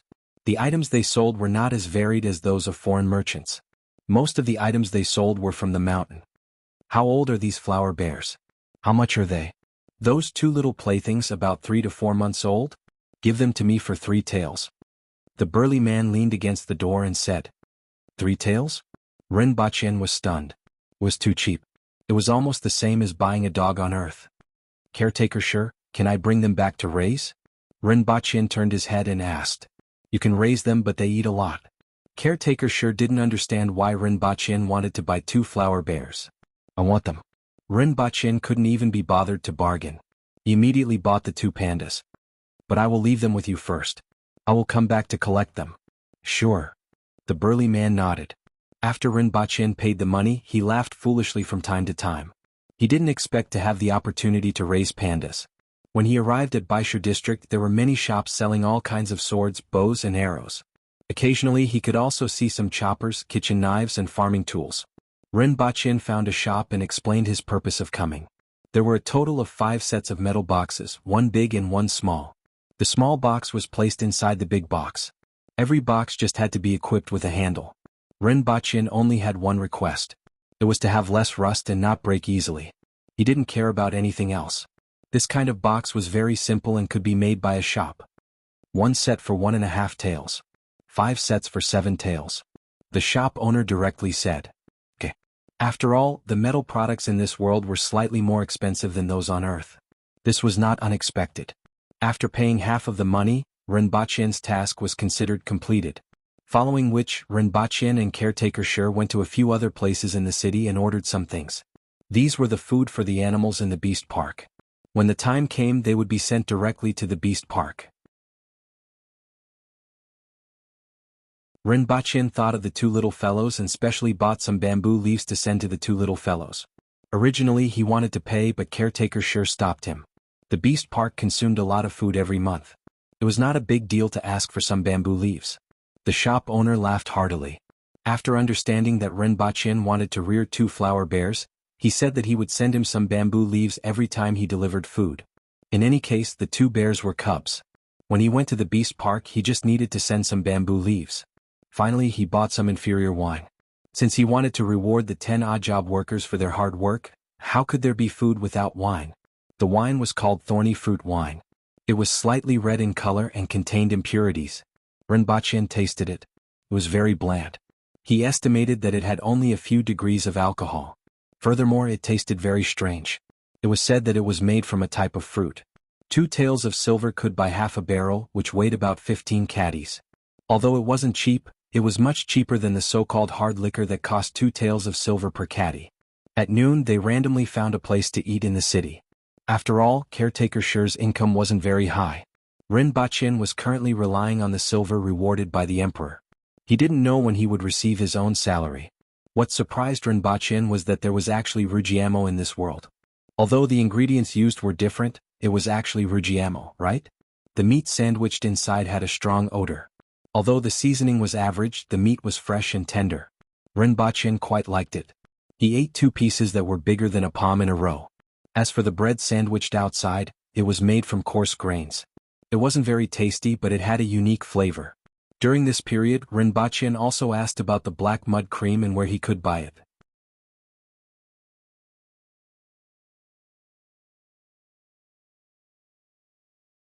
Chapter 19. Chin Medicine Shop. This is it. Caretaker Sher pointed to a sign in the distance. Rinpoche memorized the location. It was getting late. He would go there next time to discuss and see what he could use to exchange for the prescription and raw materials. On his way back, Rinpoche inquired about this Chin Medicine Shop. It was said that it was a family from Great Xia who had been living here for more than 30 years. Their medical skills were superb, they were good people, and their fees weren't expensive. Most of the time, they were allowed to delay the payment for treating the aborigines. They would only pay after they returned from hunting. The people of Dayo were straightforward and would definitely repay any kindness. Very few of them did not return with money. Those who did not return would most likely stay in the mountains forever. Therefore, even though they were outsiders, most people respected the owner of this medicine shop. Back at the shop that sold the pandas, the owner even gave them a bamboo basket and some bamboo leaves. It wasn't a lot, but it was just enough for the 2 little chaps to eat for 2 meals. Rinpoche carried one of them. It was furry and soft, but it had a little smell. The little chaps couldn't stay still in his arms and moved around curiously. This made him extremely happy. Rinpoche placed the 2 chaps in the basket and only revealed their heads to look around. Upon returning to the house in the beast park, Rinpoche released the 2 little chaps. The 2 little chaps stared blankly on the ground for a while before cautiously checking their surroundings. From time to time they would bump into something or fall. Rinpoche liked these 2 silly chaps from the bottom of his heart. He couldn't help but carry them and rub his face against them. He didn't mind their smell at all. After thinking for a long time, he came up with names for the 2 pandas. The one that licked his face a few times just now was called Tian Tian, and the one that kept falling was called Gun Gun. After naming them, Rinpoche was happy again. Most people kept cats and dogs. Warriors kept bears. Wealthy people in the Middle East kept leopards. Rinpoche was probably the only one who kept pandas. If he brought them back to the streets, well, what awaited him wouldn't be envious gazes but the police. He took out the food that he prepared and smelled it. There was no problem. However, if he left it for another night it would probably start to stink. Ren Baqin went to the ice cellar. After a day the ice cellar was filled to the brim. Alright, let's eat. I will reward everyone today with food and wine. As soon as Ren Baqin finished his announcement, everyone cheered. Then he called Caretaker Shi and the other 3 caretakers of the Beast Park over and moved 3 tables outside. Among them, Caretaker Shi's position was the highest. The other 3 caretakers were 1 rank lower. Ren Baqin was a newcomer and had the fewest subordinates. Ren Baqin, Caretaker Shi, and 3 other caretakers sat at 1 table. The other odd job workers sat at the other 2 tables. When the dishes that Ren Baqin had prepared were sent over, the chef eagerly ran over and asked with a smile, "Caretaker Ren, how did you make these dishes?" Needless to say, it was obvious that he had stolen a bite. "You want to know?" Ren Baqin laughed. The chef hurriedly nodded, his eyes shining. "When the meals are ready, I will teach you a thing or two," Ren Baqin said as he slapped the chef's back. "Alright, let me know what you want to eat in the future." The chef's face was full of joy. Just now he smelled the aroma of the dish and secretly ate a little. The material was not very good, but the taste was simply endless. After all, the recipe had been improved over hundreds of years, and the ingredients were made with various seasonings. The simple cooking methods in this world could not be compared to it. When the dishes were served, Ren Baqin raised his cup and said, "Brothers, I will have to trouble you to take care of me in the future. Haha, you are treating me like an outsider. However, you look skinny and weak, but you are not a bad person." Caretaker Shi laughed. He had only been here for 2 days and he was already treating everyone to a meal. He was not the kind of person who did not know anything. Caretaker Shi felt comfortable dealing with such a person. The other caretakers also raised their cups. Ren Baqin downed the wine in 1 gulp and then said to the odd job workers, "Now we are all in the same boat. If the higher-ups give it to me, it will be the same as giving it to you. If you do well and the higher-ups are satisfied, I will not mistreat you. If you don't do well, all of us will have to suffer the consequences. Therefore, in the future, everyone will work together with me." "Alright, we will listen to Caretaker Shi. Whatever Caretaker Shi says, we will do it." The 10 of them loudly agreed. At this time, everyone began to drink and eat. Caretaker Shi had just put a piece of pork knuckle meat in his mouth when his eyes lit up. Usually what they ate was boiled in salt water. At most, they would add 1 or 2 spices, which was considered good. However, compared to the food that Ren Baqin took out, it was like heaven and earth. He wasn't the only one who felt this way. Even the others felt the same way. All of them swung their arms and stuffed the food into their mouths. In particular, the odd job workers started to cheer and praise the food as soon as they drank the wine. From time to time, they would scold each other as they fought over the food. The status of odd job workers in the Beast Park was not as low as in the feudal society. After all, they were all 7-foot-tall men who could fight and kill. It was not impossible for them to survive outside the Beast Park. The odd job workers here were all recruited. Their status was similar to that of commoners and no one looked down on them. Ren Baqin sat among the crowd and was surrounded by tall, strong, and upright men. He was very happy when he drank. It was much more enjoyable than eating with those people on earth who were always scheming. "Where did you get these dishes?" Caretaker Shi asked Ren Baqin after half a round of wine. "I made them. I will make more delicious food for you next time. However, it is troublesome to make them and I need to prepare them in advance." Ren Baqin laughed. "Good." Caretaker Shi slapped Ren Baqin's back and almost slammed him off the table. "After eating today's food, I feel that the food I ate in the past is really disgusting." "That's right. After eating these, I reckon that I won't be able to eat tomorrow." Another caretaker who was still drunk, shouted at the others. The few of them agreed loudly. Although Ren Baqin had just arrived, the few of them liked him because of this meal. After half a round of wine, he had become brothers with the few of them. Just as everyone was drinking to their heart's content, a few people walked over from afar. They were all wearing armor. 2 of them were acquaintances. They were the ones who sent Ren Baqin over. Ren Baqin and the others stood up to welcome them. They wanted to see what was going on. "Send some ice to the palace. Also, you will follow them." A soldier pointed at Ren Baqin and said. Ren Baqin found this person familiar and immediately remembered that he was the person who sent the ice to the emperor. Ren Baqin wasn't drunk from the light wine. After hearing this, he immediately sobered up and asked softly, "What's the matter?" "Her Majesty is summoning you." "Just follow her," the guard replied. After that, he whispered, "The weather is hot these days and Her Majesty has no appetite. Didn't you say that you know how to make delicious food from all over the world? Ren Baqin gritted his teeth. If they had come a little earlier he would have cut some beef and brought it over. However, he didn't have anything on hand now. His culinary skills were just so. The Empress had eaten countless good food. The food that he cooked was something new to her. He didn't have much confidence that the Empress would praise him like these people. Furthermore, he didn't know much about the spices and food in this world. It seemed like he could only go and take a look at the situation first. Thank you, brother. Ren Baqin cupped his hands and called out to the odd job worker. Aren't you going to send the ice to the palace? He then turned to the few caretakers and said, Please enjoy your food. I will make a trip to the palace.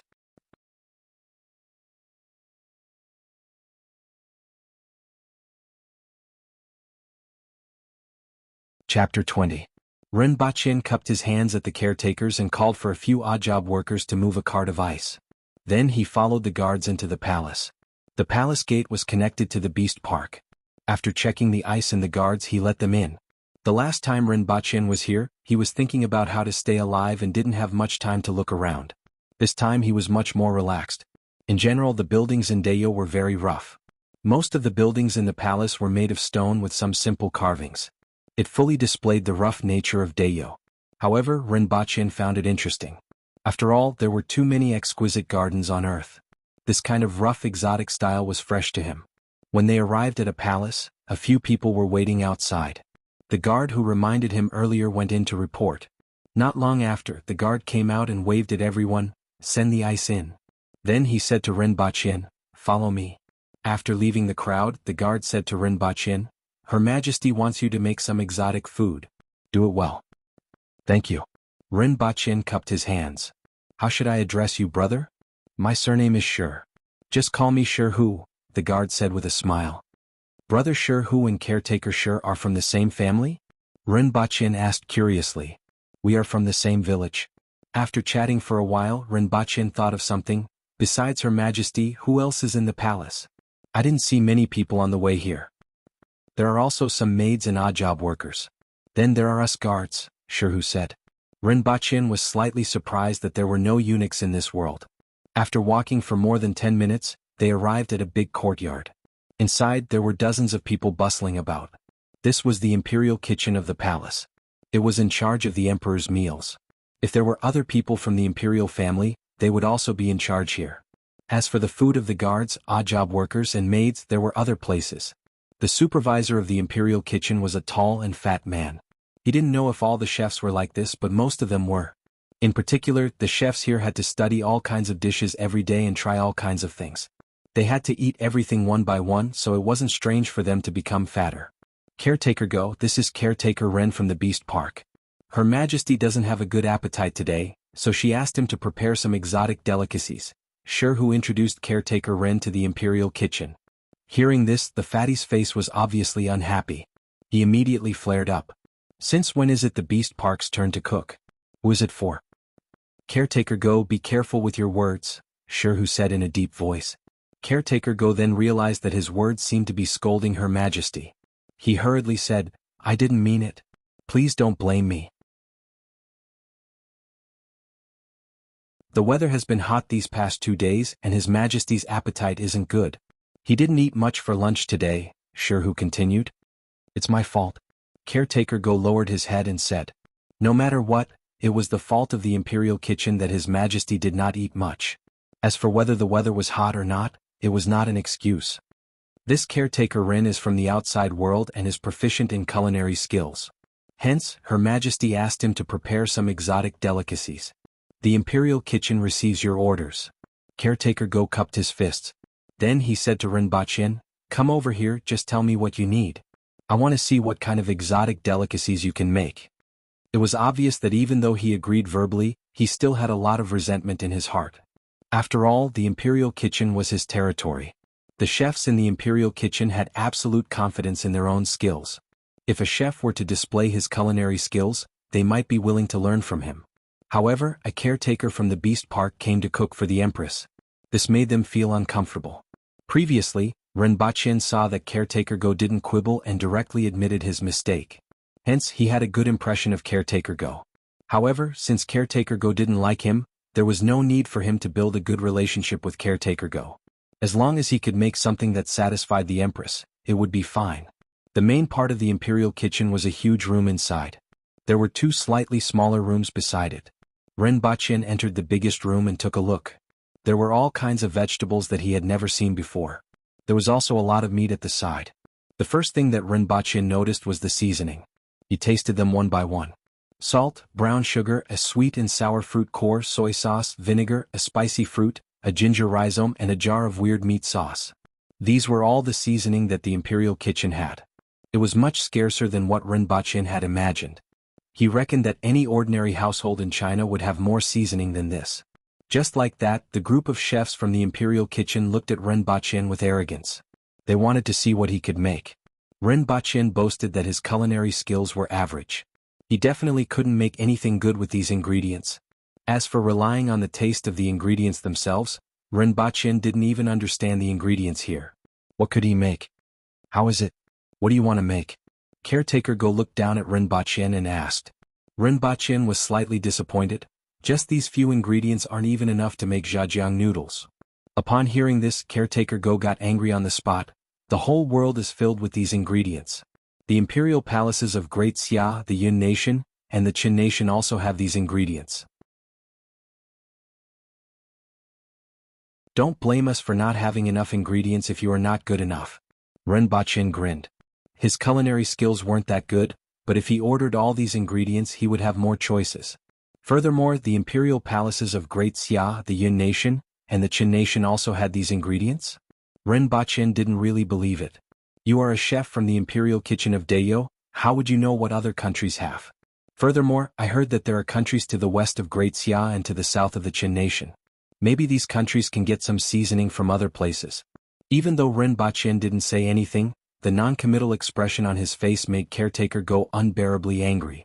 The people from your beast park came to the imperial kitchen to cook for Her Majesty, and you still think that we don't have enough ingredients? This is simply too infuriating. If you are capable, then come and manage this imperial kitchen. Caretaker Go forcefully suppressed his anger and asked coldly, what do you want? Ren Baqin shook his head slightly. He could naturally tell that Caretaker Go was unhappy. But your ingredients are not complete. They are simply too few. Seeing him like this, Caretaker Go got even angrier. What do you want? As long as you have it, I can find it for you. If you don't have it, then honestly say that your culinary skills are bad and get lost back to the beast park. Do you have MSG? You have pepper? Big ingredients? Cumin? Sesame paste? You have pepper? Cinnamon? Ren Baqin counted 7 or 8 types with his fingers. Then he raised his head and asked, do you have these? If you can take one out, it will do. Caretaker Go was stunned. After thinking for a long time, he asked Ren Baqin, what are they? Ren Baqin roughly described the taste of the pepper and big ingredients. After listening, Caretaker Go was furious. Are you kidding me? You are spouting a bunch of nonsense. I have never heard of any of these ingredients.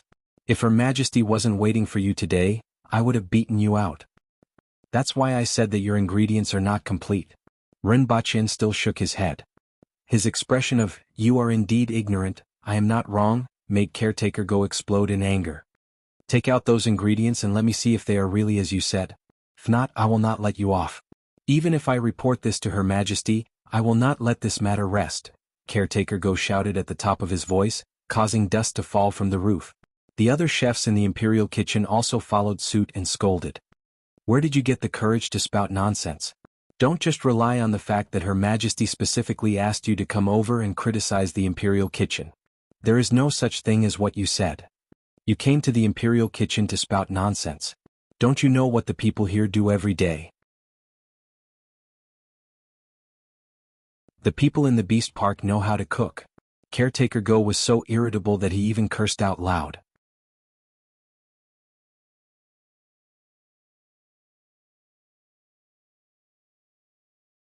Chapter 21. Ren Baqin wasn't angry even though he was scolded. He said unhurriedly, what will you say if I take it out? If you really take it out, I will call you Grandpa, Caretaker Go said angrily. I will call you Dad, one of the chefs suddenly said. Ren Baqin almost spat out his food on the spot. The entire imperial kitchen quietened down. Caretaker Go looked over with a murderous look. That chef was just casually saying it out of convenience. He didn't expect to hear Caretaker Go's words and become one generation higher. Seeing Caretaker Go's murderous look, that chef was stunned for a moment. He hurriedly corrected himself, I will call you Grandpa too. Rinpoche was overjoyed, forget about calling me Grandpa. In the future call me brother when you see me. I will serve you well when I come. If you can't take it out I will break your legs. Caretaker Go turned around and looked straight at Rinpoche with a murderous look. Caretaker Go was tall and sturdy. Coupled with his murderous look he looked really scary. In order to increase his persuasiveness, Caretaker Go looked left and right. Then he saw a chopping board that was 10 centimeters thick. He slapped it and it immediately broke into pieces. Looking at this scene Rinpoche felt a toothache. In this Dayo nation even a chef was so awesome? Fortunately, Rinpoche had the confidence to bully the aboriginals of a different world. It's settled then. I will definitely take it out for you in 4 days. If you try to sneak away, I will definitely hang you on top of the city wall. You won't have that chance.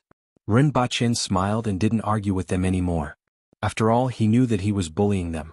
He couldn't go overboard. He still had a bit of a conscience. After making a bet, Rinpoche suddenly thought of something to make. Get someone to fetch a block of ice from the beast park, Rinpoche said to Caretaker Go. Caretaker Go looked at him and said to the person beside him, Go. Then Rinpoche asked, Do you have fruits? Yes.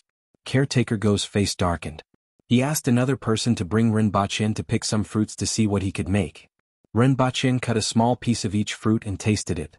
The fruits in this world tasted pretty good. In particular, there was a type of fruit that tasted like coconuts. It was about half the size of a coconut and it wasn't as juicy. However, it tasted sweeter and tastier and its flesh was smooth and tender. It was very good. Another one tasted like cherries but about the same size as strawberries. There were also a few other dishes that tasted pretty good. What kind of fruit does your majesty like to eat? Rinpoche asked. With a calm face, Caretaker Go pointed at a few of them. Among them, there was a fruit that tasted like coconuts. Do you guys know how to make juice? Rinpoche asked. Upon hearing this, Caretaker Go's face darkened even further. Do you know how to make juice? Was he scolding someone? Rinpoche knew the answer just by looking at his expression. Without waiting for him to speak, Rinpoche changed the topic and said, Squeeze the juice out of this one and cut these into small pieces. In any case, Caretaker Go's expression had not been good since Rinpoche came in. With a sullen expression he said, Go do it. Someone immediately took the fruit to wash and cut it. After the ice was brought over, Rinpoche found a kitchen knife and used it to scrape out layers of ice crystals before placing them into a bowl. Then he sprinkled the diced fruit on top of the ice crystals and poured the juice over it. After that, he cracked some ice crystals and placed them in a basin. Then he placed the bowl in the basin and covered it with a lid. It's done, send it over. Rinpoche clapped his hands and said, Just this. All the chefs in the imperial kitchen who were waiting to see what he was going to make were stunned. After working for half a day, this was it? So simple? Do you even need to do this? Her Majesty's appetite isn't good due to the hot weather. Eating this is the best way to relieve the heat and quench her thirst. After that, she will be able to eat anything else, Rinpoche explained seriously. She asked you to make this? Even a child can make this, right? Someone blurted out. The problem is, do you guys have ice? Even if you have ice, can you think of it? Rinpoche said calmly. Someone wanted to refute, but after thinking about it carefully, it was really hard to say. If they had ice, they would most likely freeze the fruit instead of doing what he did. Moreover, they had never seen ice before. He heard that it was caused by the beast park in the past 2 days. He wondered if it had anything to do with the kid in front of him. You spent so much time looking for materials to make this thing? You don't have all the materials, so this is the only thing I can do, Rinpoche retorted confidently. Caretaker Go was so angry that he almost laughed. Send it to His Majesty. If His Majesty is dissatisfied, he will be the one to be punished. It has nothing to do with us. After Caretaker Go finished speaking, he thought for a while and said, I will personally send it over, lest Her Majesty misunderstands that it is our problem. After Caretaker Go took the things away, Rinpoche and the group of cooks were left staring at each other. Rinpoche was bored, so he looked at the ingredients in the imperial kitchen, such as fruits, vegetables, and meat. For those he didn't know, he put them all into his mouth to taste. When Caretaker Go sent the bowl of shaved ice to the palace, the Empress was lying lazily on the couch. There were several basins of ice cubes placed on the ground around them, emitting a dense chill. This caused the temperature in the palace to drop quite a bit. Your Majesty. Caretaker Go took out a bowl from the ice basin. This is made by that fellow with the surname Ren from the Beast Park. He emphasized on the words, that fellow with the surname Ren from the Beast Park. The Empress responded lazily. Immediately, someone brought the bowl over to test for poison and taste. After that, the bowl was placed in front of the Empress. What is this? The Empress looked at the thing in the bowl and asked. I don't know either. The Empress stirred it with a spoon and put a little into her mouth. Her eyes lit up. The flesh, juice and ice were mixed together. When she ate it, it cooled her heart. After eating a few mouthfuls, the Empress nodded her head and said, Not bad, it suits my taste. Is there anything else? Caretaker Go was a little surprised that the Empress said it was not bad. After all, he had seen how it was made from the beginning to the end. It was just shaved ice cubes and then poured the flesh and juice over it. It wasn't anything special. Yet, such a simple thing suited the Empress very well. However, the Empress didn't praise the meticulously prepared meals in the imperial kitchen. This made him feel somewhat defeated. However, he quickly replied. He said that the imperial kitchen didn't have a complete set of seasonings and didn't cook anything else. What did he say? The Empress asked with interest. He said. Caretaker Go was angry when he thought about what happened just now. It wasn't even enough to make jajang noodles. What's jajang noodles? The Empress asked curiously. I don't know either. Caretaker Go answered first before saying angrily, however, this person is purely spouting nonsense. These are the only seasonings used. Even the Yun Nation's palace is the same. I haven't even heard of those things that he said. And then? The Empress asked with interest. He said that he would bring it out in 4 days. However, I don't believe it. Even if there are other seasonings that few people know about, they can't be brought out in a few days. I feel that he is stalling for time, Caretaker Go said. Why is he stalling for time? I don't know about this. It's only 4 days. We will know after a while, the Empress said indifferently. Pass it down and let him go back to prepare. I will see what he can make in 4 days, the Empress said. She wasn't the least bit interested in what happened in the imperial kitchen. What she was interested in was what Rinpoche could actually make.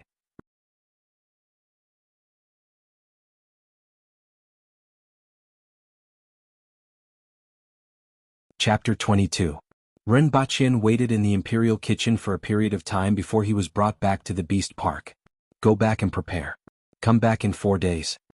Rinpoche originally wanted to bring some cooked food, but after thinking that the people in the imperial kitchen did not like him, he decided not to look for trouble. It was better for him to go back and learn how to cook for 2 days. Otherwise, it would be embarrassing for him if he did not do well. Although 2 days was not enough to turn a newbie into a chef, he already knew how to cook some basic dishes. If he specially learned a few dishes, he should be able to improve in 2 days. Coupled with the various spices on earth, it should be able to satisfy the Empress, who lived in the palace but only ate those simple spices, right? Even if she was not satisfied, it would be fine as long as it was not unpalatable. When he returned to the Beast Park, the odd job workers were already lying under the table. After all, they did not drink much and their alcohol tolerance was not good. Only Caretaker Sure was still drinking alone at the caretaker's table. They can't take it anymore and went back to rest. How was it? Why did Her Majesty summon you? Caretaker Sure was much more clear-headed after waiting for so long. The weather has been hot recently and Her Majesty has no appetite. I went to make shaved ice. Rinpoche laughed. He was very grateful that Caretaker Sure was waiting for him here. He could tell that Caretaker Sure was really concerned about him.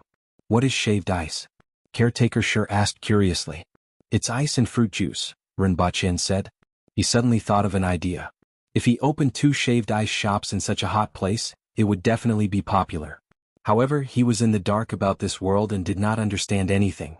If he were to do it himself, there would definitely be a lot of trouble. Furthermore, he had too many things on hand. Things like shaved ice shops were not important to him at all. It would be better to cooperate with others and save a lot of trouble. And Caretaker Sure was a very good candidate to cooperate with. He was very straightforward and had a good relationship with Rinpoche. Cooperating with him would deepen their relationship. Thinking of this, Rinpoche said to Caretaker Sure, Caretaker Sure, wait here for me. I will go and get something good. Caretaker Sure heard this and immediately laughed. All right, let me see what good stuff Caretaker Rin has. Rinpoche ran to the ice house to break a piece of ice, packed it in some plastic bags, and brought it to the kitchen to make shaved ice. Not long after he brought it back. Try it.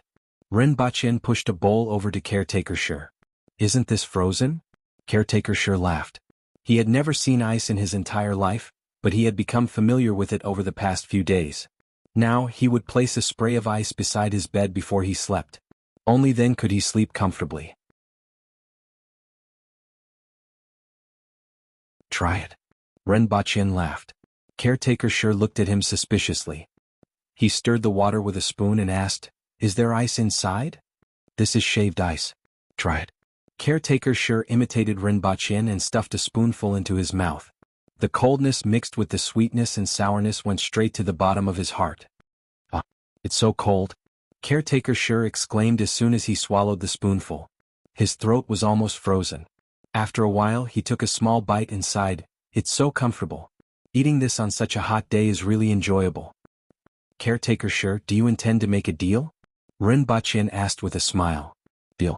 I'm just a boorish old man. What kind of deal can I make?" Caretaker Shi held the bowl and ate while looking up at Rinpoche. He didn't seem too interested. The main reason was that he knew his own business. Caretaker Shi did not have much money and knew nothing about anything. He could only rely on his salary to survive. "I want this." Rinpoche pointed at the bowl. "This shaved ice? You want to sell this to me?" Caretaker Shi was surprised. "Yes, Caretaker Shi, are you interested?" Rinpoche laughed. "Yes, but you can make this yourself. Why are you looking for me? I don't know how to do it." Caretaker Shi placed the bowl down and scratched his head. "I'm unfamiliar with this place. It's too troublesome to do this myself. Why don't I partner up with you to earn this money? In the future, if you have any good things, just think of me.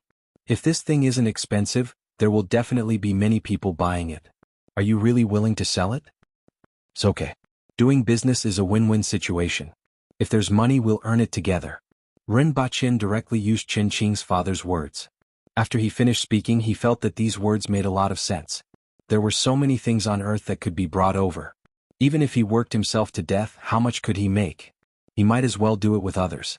Others would show up to handle various matters while he counted the money in the back. There were many benefits to doing this. Firstly, he did not need to show up all day to handle all sorts of complicated matters. Furthermore, he could earn a large sum of money. Secondly, he could tie a large number of business partners to himself. And it would be best if the Empress and the various big shots in the imperial court were involved. This way he would be much safer in the future. No one would easily find trouble with him. Even if someone found trouble with him, there was still a group of big shots behind him. As for himself, he could do whatever he wanted and go wherever he wanted to go. This was what it meant to enjoy life. After hearing Rinpoche's words, Caretaker Shi immediately gave him a thumbs up. Brother Rin is a straightforward person. If I say anything else, it would be too pretentious. Just like what Brother Rin said, let's partner up to do this business. Rinpoche immediately poured wine for both of them and clinked their bowls together.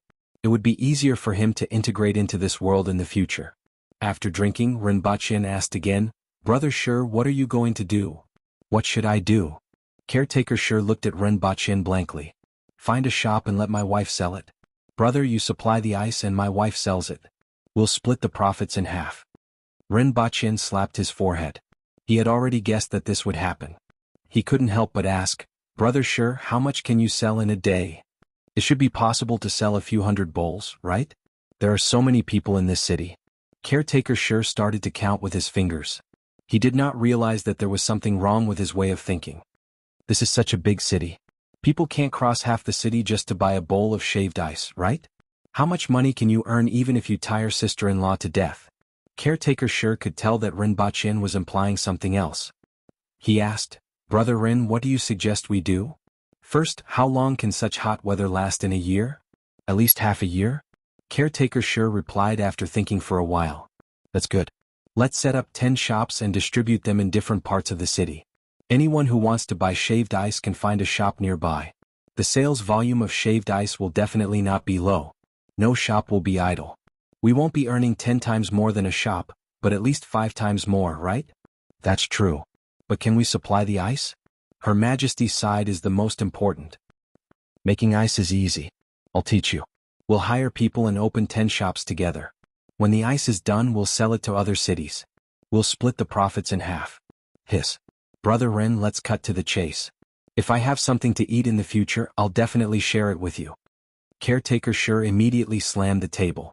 The two of them drank until midnight. When Ren Baqin returned to his room, he stepped on something soft. He took a look at the oil lamp and saw that the two kids had pooped all over the floor.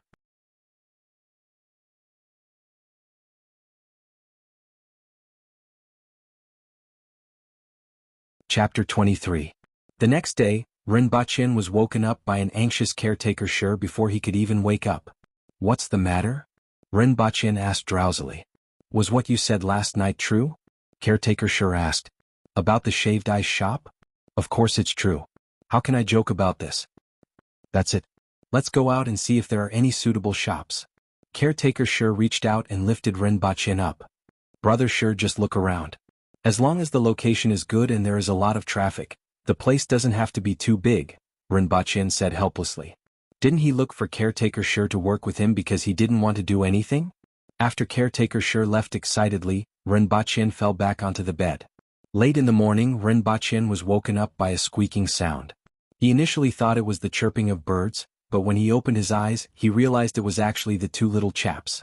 This was the first time Ren Baqin knew pandas made such sounds. They sounded like birds. Looking at the empty bamboo basket at the side and the two little chaps gnawing on it, Ren Baqin knew they were hungry. However, when he was about to put on his shoes and get down, he suddenly saw a few disgusting footprints on the ground. Two of them were stepped on by him when he came back last night, and a few were stepped on by Caretaker Shi in the morning. Ren Baqin gritted his teeth as he walked out of the house. He found an odd job worker and asked where the grass and meat were sent to the beast park last night. Indeed, there were 2 baskets of bamboo leaves there. Ren Baqin carried one in each hand. It wasn't light and it seemed to be stuffed to the brim. He went back and poured the bamboo leaves to one side. Then he carefully cleaned up the floor full of excrement. He thought it was time to let the 2 little chaps out. After breakfast, he gave the 2 little chaps a bath since he had nothing to do. He spent a lot of effort and got himself drenched before he managed to wash them clean. In this world, people used a kind of plant fruit called bath beans to bathe. They were really beans. When bathing, they would be thrown into the water. After bathing, Ren Baqin found a clean slate and placed the 2 little chaps on it. Not long after, they were completely dry.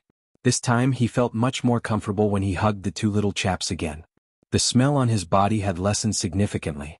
Both of Gungun's front palms pressed against Ren Baqin's face and pushed him back with all its might. He teased the 2 little fellows for a while before asking for some deer milk to feed the 2 panda cubs. Seeing the 2 panda cubs licking the food happily, he finally tasted the joy of raising pets. In the afternoon, he strolled around the beast park and looked at the familiar and strange animals. At night, Caretaker Shi came back. He pulled Ren Baqin aside and said, "I still can't make up my mind. You have to follow me to take a look tomorrow." Upon hearing this, Ren Baqin could only nod his head. The next morning he was dragged out of the beast park by Caretaker Shi. It was better in the morning. It was not as hot as the day. The city was called Lan City.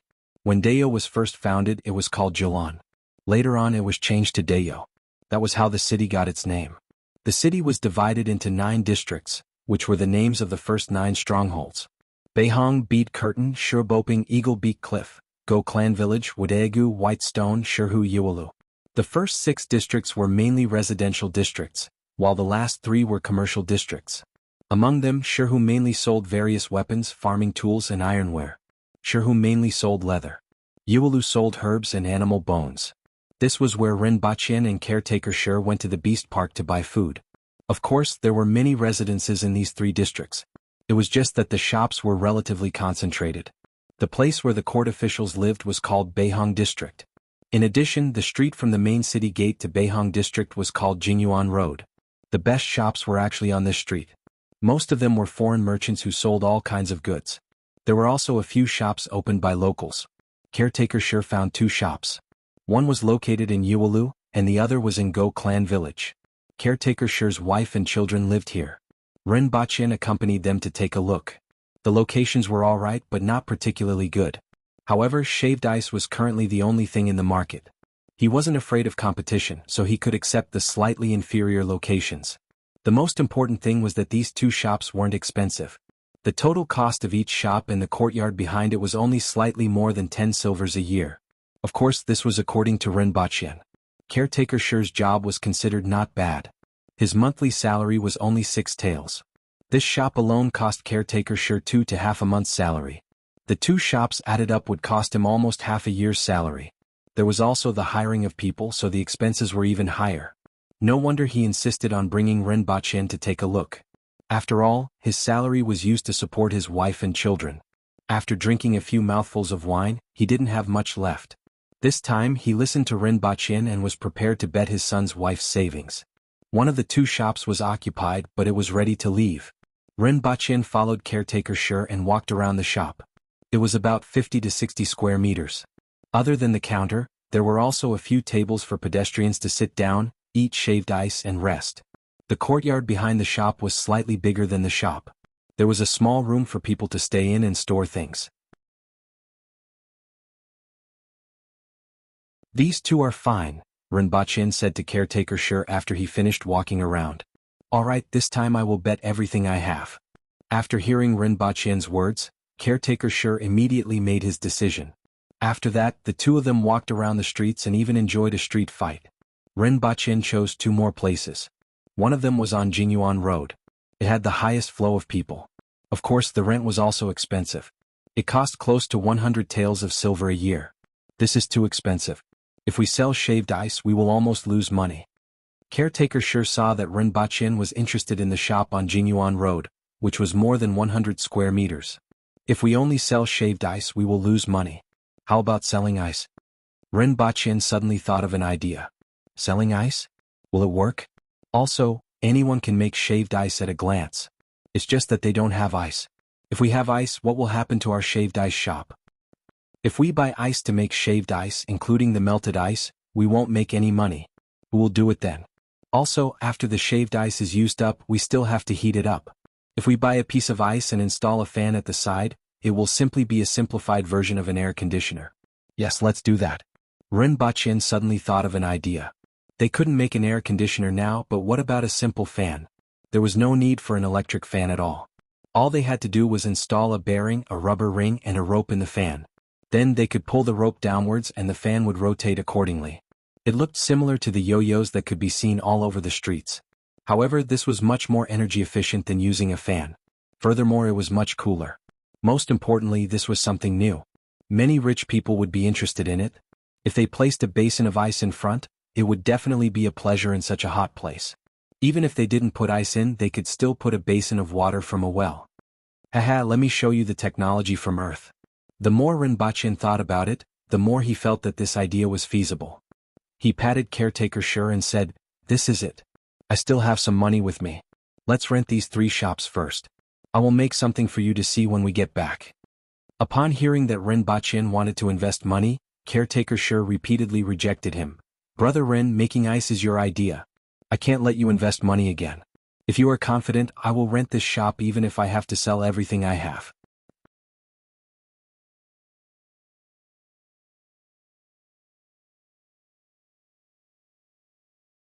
Chapter 24. Ren turned around and saw a middle-aged man wearing a long gown with a mustache. He was not sure if he was from the Yin Nation or the Qin Nation or Great Xia. He was standing not far away from them with a smile on his face. It seemed like he had heard what Caretaker Shi said just now. Beside him, there were 2 other people who were much more muscular. They seemed to be bodyguards. Caretaker Shi took 2 steps forward and stood in front of that person. He was half a head taller than that person. "What are you laughing at?" Caretaker Shi's tone was filled with unfriendliness. It was as if he was ready to smack Ren face if Ren did not agree with him. The 2 guards also took a step forward. Ever since Ren met Caretaker Shi, their relationship had always been very good. Therefore, other than Caretaker Shi's straightforwardness, Ren did not have any other feelings for him. At this moment, Ren realized that Caretaker Shi wasn't a kind soul. It might also have something to do with the fact that the other party was a foreigner. The people of Dayo didn't really like foreigners. In their opinion, every foreigner who came to Dayo exuded an aura of greed from head to toe. "It's nothing.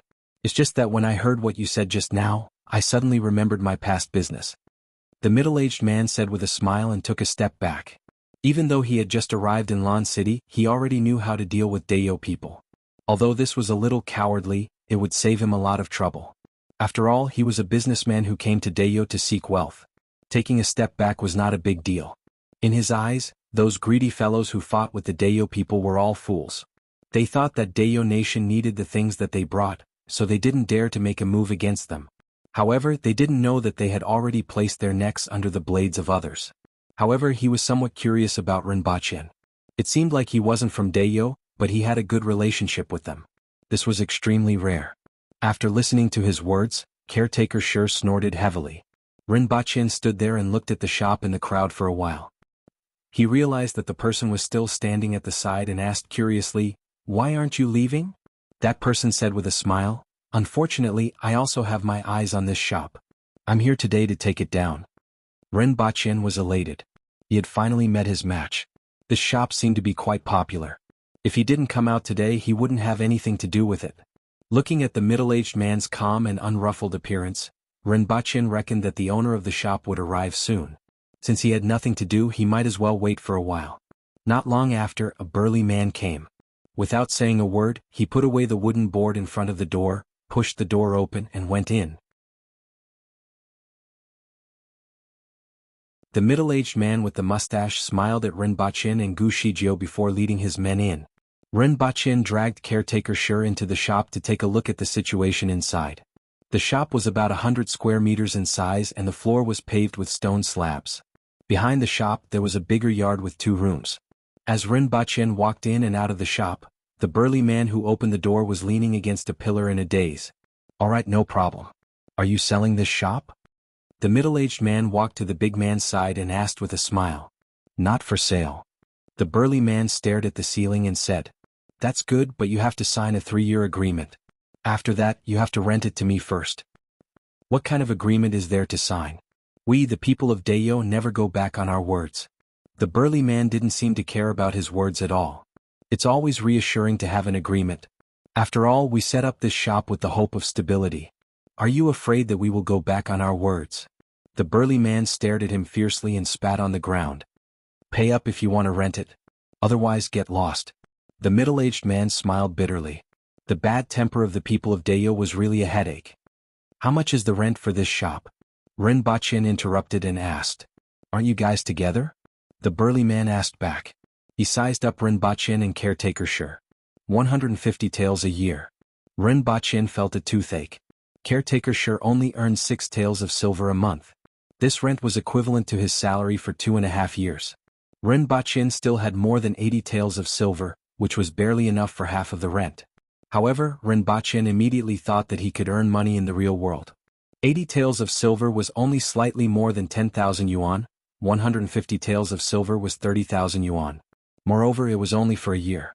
In this case, the rent was really too cheap.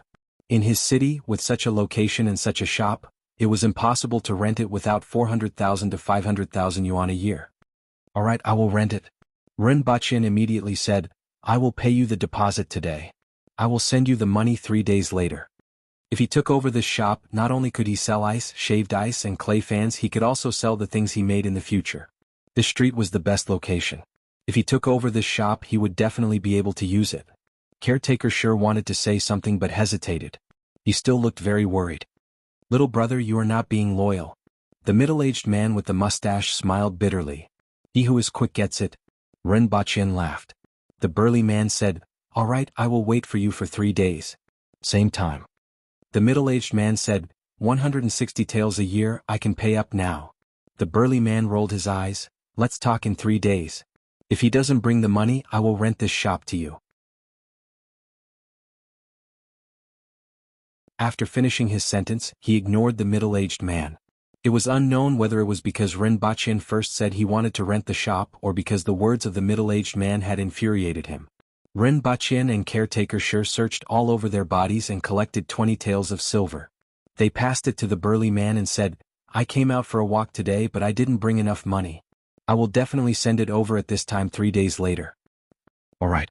When the time comes, write a note and I will press my fingerprint on it," the burly man said. The few of them stood outside. The middle-aged man still felt that it was a pity. This location was really good.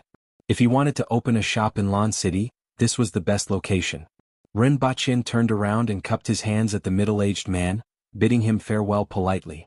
Ren Baqin didn't have a bad impression of the middle-aged man. After all, every day he saw this burly man with arms that could race horses. Seeing this burly man who looked similar to him and wasn't annoying, Ren Baqin had a better impression of him.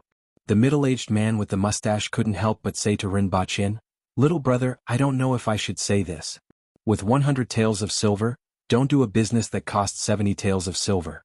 If something goes wrong, you won't even have the chance to make a comeback. Furthermore, there are other problems such as cash flow. If you go back and think that the risk is too high, I am willing to pay you 30 taels of silver.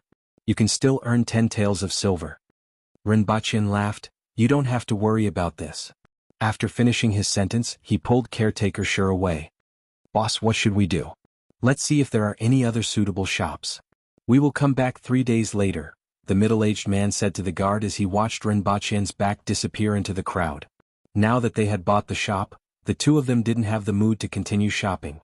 On the way back, caretaker Sure was still a little worried. "Can we earn 150 taels of silver a year? It's too risky." "It's okay, I'm renting this shop. When the time comes, I still need to sell some other things in this shop," Ren Baqin replied nonchalantly. With rations in hand, he didn't panic. Now, not only did he have rations, but he also had a lot of things that could be sold for money. Naturally, he wasn't worried at all. After returning home, he remembered that he wanted to go to the Qin medicine shop. As he was busy looking after the shop, he forgot about it.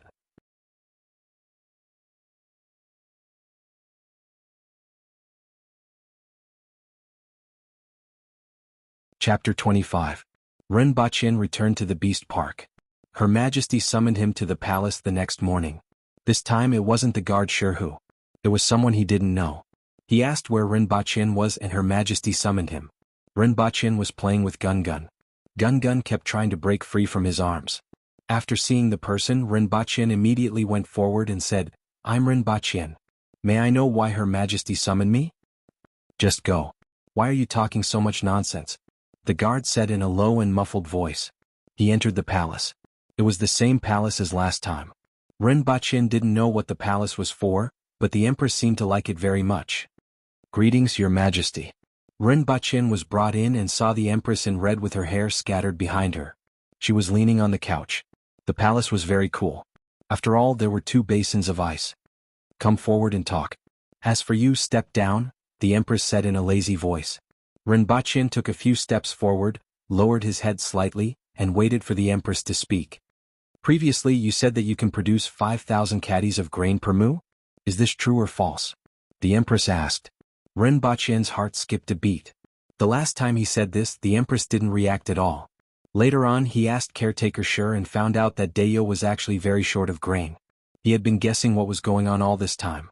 Now that the Empress finally asked, he immediately told her in full detail. "This thing is called a sweet potato, also known as a sweet potato. It can produce about 5,000 caddies per moo, depending on the condition of the field. However, it will definitely produce 5 to 6,000 caddies per moo. Furthermore, this thing has an advantage. It has very low requirements on the field. It can be grown on plains and mountains. Dayo doesn't have many plains. Planting this thing should solve most of the food shortage." The Empress sat up straight when she heard this. "Is what you said true?" the Empress asked in a deep voice. "Absolutely true, without any falsehood." Ren Baqin lowered his head and answered. "Where can I find this sweet potato?" "Your Majesty, give me an acre of land near the Beast Park. I can cultivate and plant it. I can see the results in 4 months. Ren Baqin didn't dare to say that he didn't have any sweet potatoes on hand. He could only get them in 2 days. It would be too easy for him to make a mistake. Hence, he used ambiguous words. "I agree to this. I will wait for a few months to see if I can really produce 5 to 6,000 to 10,000 caddies per moo. If you succeed, you will be rewarded with a great merit. You can ask me for anything you want. If it doesn't work out, you should know the consequences of lying to me," the Empress said slowly. "Don't worry, Your Majesty. I definitely won't risk my head," Ren Baqin said. The Empress nodded and said, "That would be for the best." Having said that, he lay back down on the bed and said, "You said you can tell stories? Take a few steps forward and tell us." "Yes." Ren Baqin took a few steps forward and got a clearer look at the Empress. Her pair of phoenix eyes were slightly squinted, and the expression on her face was very calm. Her face, which was originally full of heroic spirit, looked a little softer at this moment. The red clothes outlined her body, showing off her curves perfectly. Rinpoche glanced at her, lowered his head, and started to think hard about what story to tell. Journey to the West? This was his favorite, but it seemed like he couldn't say it. The Empress wouldn't like a monkey that wreaked havoc in heaven, would she? Water margin? A group of rebellious bandits was even more out of the question. He had never read Dream of the Red Chamber. It seemed like he could only tell about the three kingdoms. This was the only one that left a deep impression on him. He had also watched the TV series a few times. Even though he couldn't remember the original text, he could still tell it in the vernacular. Other than the four great classical novels, he could only tell about the legend of the White Snake and Liang Shanbua and Zhuing Tai. He couldn't remember the rest. After deciding to tell the Empress about the romance of the three kingdoms, Rinpoche cleared his throat and said, "Your Majesty, then I will tell you a story that happened during the Han Dynasty in ancient China. The surging Yangtze River flows east, the waves wash away all heroes. Whether it's success or failure, it's all gone. The Green Mountains are still there and the sunset glow a few times. The white-haired fisherman and woodcutter are used to watching the autumn moon and the spring breeze. A pot of muddy wine is a happy reunion. How many things have happened since ancient times, they are all a joke." After reciting a poem called Linjiang Xian, the Empress said, "Even though it sounds good, it's a little lethargic." Rinpoche laughed dryly, then continued to tell the first chapter. The three heroes of the Peach Garden swore brotherhood, and beheaded the yellow-turbaned hero. From time to time, the Empress asked Rinpoche about the names of some people, such as the 10 imperial attendants, Zheng Xian, Lu Ji, Gong Sunzan, and so on. When Rinpoche was explaining, the Empress heard the word eunuch, and commented, "I heard that there are eunuchs in the Great Xia Imperial Palace. However, to trample on his own people like this, he is unworthy of being the ruler of a nation." When talking about Empress Dowager He and Empress Dowager Dong, the Empress was rather puzzled and asked, "Why can't women participate in politics?" In ancient China, women weren't allowed to participate in politics. "If anyone has any objections, just behead them until no one speaks," the Empress said disdainfully.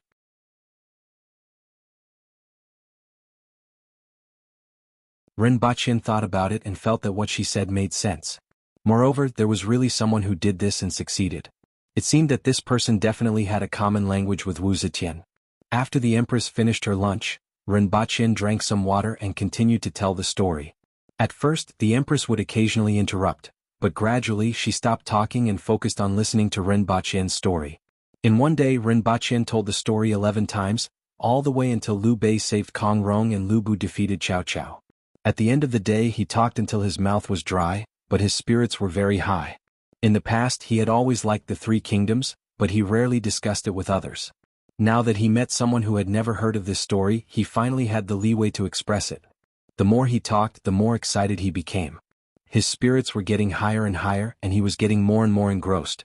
Towards the end, he even began to pace back and forth, occasionally gesturing with his hands. The Empress didn't mind.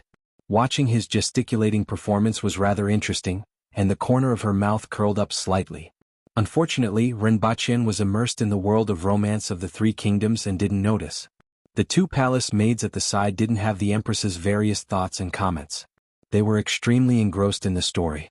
As the story progressed, they would gnash their teeth and smile happily. When the sky turned dark, Rinpoche noticed the color of the sky outside and stopped talking.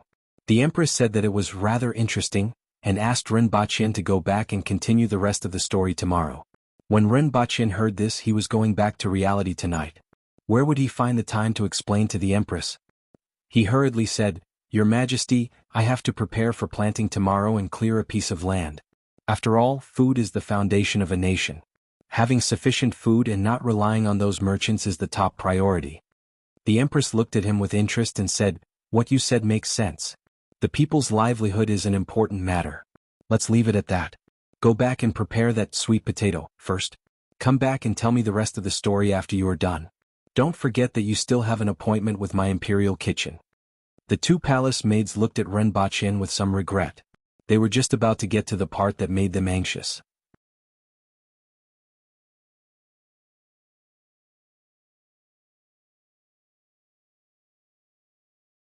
Chapter 26. When he woke up, Rinpoche had already returned to his newly rented bedroom. He walked around upstairs and downstairs. He was the only one there and it felt a little lonely. It couldn't be compared to the liveliness on the other side. Although he wasn't short of money for the time being and living on this side was more comfortable, he had a greater sense of existence on the other side. This was because he was unique there. On Earth he was just one of the masses and didn't stand out in any way. As he lamented, he charged his phone. He switched on the computer. The 34-inch monitor was much better than his original 21-inch monitor. After watching a movie, he switched on his phone and saw that there were 2 missed calls. His former colleagues had all become passers-by. Both of these missed calls were from Qin Qing. After thinking about it, Rinpoche wasn't in a hurry to return the call. It was such a coincidence that it happened to be 10 days each time. After going downstairs for breakfast, Rinpoche came back and switched on his computer to check on the planting of sweet potatoes. After reading it once, he had a rough idea of what to do. He drove to the supermarket to buy more than 10 kilograms of sweet potatoes, beer, snacks, and the like before returning home. Just as he opened the door, Rinpoche heard voices in the house. Thief. This thought flashed through Rinpoche's mind. He immediately remembered that it should be the housekeeper. The person inside also heard the sound of the door opening. The voice stopped abruptly. Then, a girl in her 20s wearing an apron peeked in and quickly retracted her head. Someone's here. Auntie, is this the owner of the house? Rinpoche vaguely heard this voice. Following that, a middle-aged woman came out. When she saw Rinpoche, she smiled and said, "Mr. Ren, you are back." Rinpoche had seen her at the housekeeping company before, but only once. "Yes, I am back. You guys continue with your work, don't worry about me." Rinpoche smiled. He wasn't used to being addressed as Mr. just now, but it felt pretty good. He placed the things beside the sofa in the living room, lay on the sofa, and switched on the television. It was a new period drama, but Rinpoche's mind wasn't on the screen. In one moment he was thinking about the black mud cream. In the next moment he was thinking about the other world. In the next moment he was thinking about the romance of the 3 kingdoms. Suddenly he thought about the fan in the shop. He hurriedly went out and drove around. First he looked for a private jewelry shop. "Do you have money?" "Yes, what do you want? A necklace or a ring?" "Just buy some silver and melt it into small pieces." After Rinpoche finished speaking, that person was obviously not interested anymore. But he still asked, "How much?" Rinpoche did some calculations.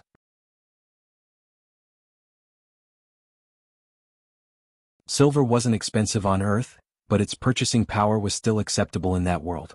Originally, 80 taels was enough for 4,000 grams, but it was not a bad idea to buy more. 50 kilograms of silver Rinpoche was. 50 jin was 500 taels, 25,000 grams was only 100,000 yuan.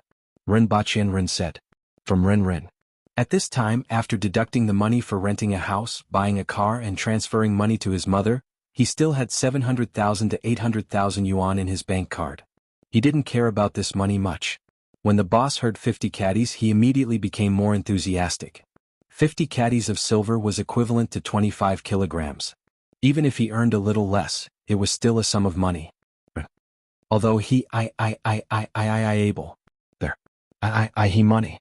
I Bachien, being. Rin. Bachien. Was. On. Of. I have. Being I on. Rin Bachien paid the deposit and got the receipt. He agreed to melt the silver into small pieces and collect it 2 days later. Then he bought a yo-yo and a hand-cranked fan to study. He wanted to see how he could make a reliable fan under such simple conditions. When he returned, the 2 housekeepers had already left. The house was clean and tidy. Rin Bachien heaved a sigh of relief. He took out the yo-yo and the hand-cranked fan and disassembled them to see how to make a fan. After studying for a few hours, he had a rough idea. He just had to find someone to make it and see if it was as he expected. The next day, Rinpoche sat in front of the computer and read The Romance of the 3 Kingdoms. He recalled some of the blurry scenes. On the 3rd day he called Qin Qing. "Did you go into seclusion again?" Qin Qing asked the moment he picked up the call. "It's about the formula for the black mud cream. That person lives in a remote place in the mountains. I called you back as soon as I got back." Rinpoche apologized.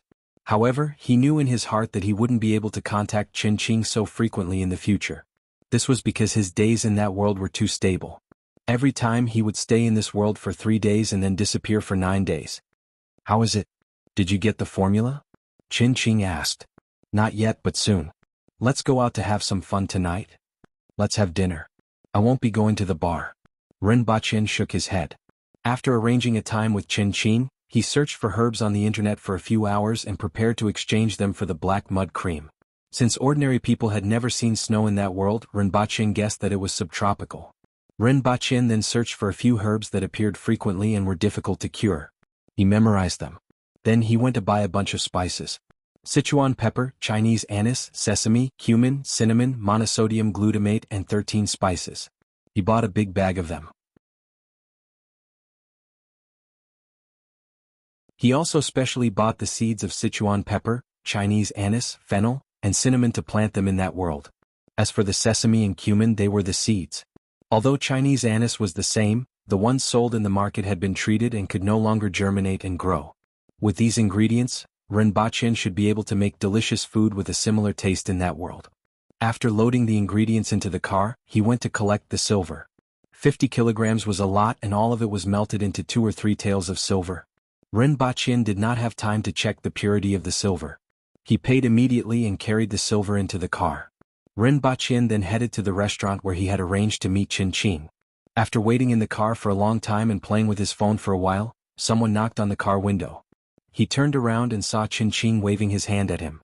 Rinpoche got out of the car and was about to speak when he was stunned. There was a woman beside Qin. This was very normal. Qin often had different women around him and he had also invited Rinpoche to dinner. So far, other than Jiangnan, Rinpoche had not seen any other woman appear for a second time. However, this woman surprised Rinpoche. It was actually his university classmate, Dong Haiqing. When Dong Haiqing saw Rinpoche, her mouth was agape and her expression was obviously very surprised. You two know each other? Qin noticed their expressions and asked with a smile. Yes. We are classmates, Rinpoche replied with a smile. During the heavy snowfall, Dong Haiqing had always been the target of many guys and attracted a lot of attention. On the other hand, Rinpoche was a passerby that no one paid attention to. During their 4 years in university, the number of words they had exchanged did not exceed 1 hand.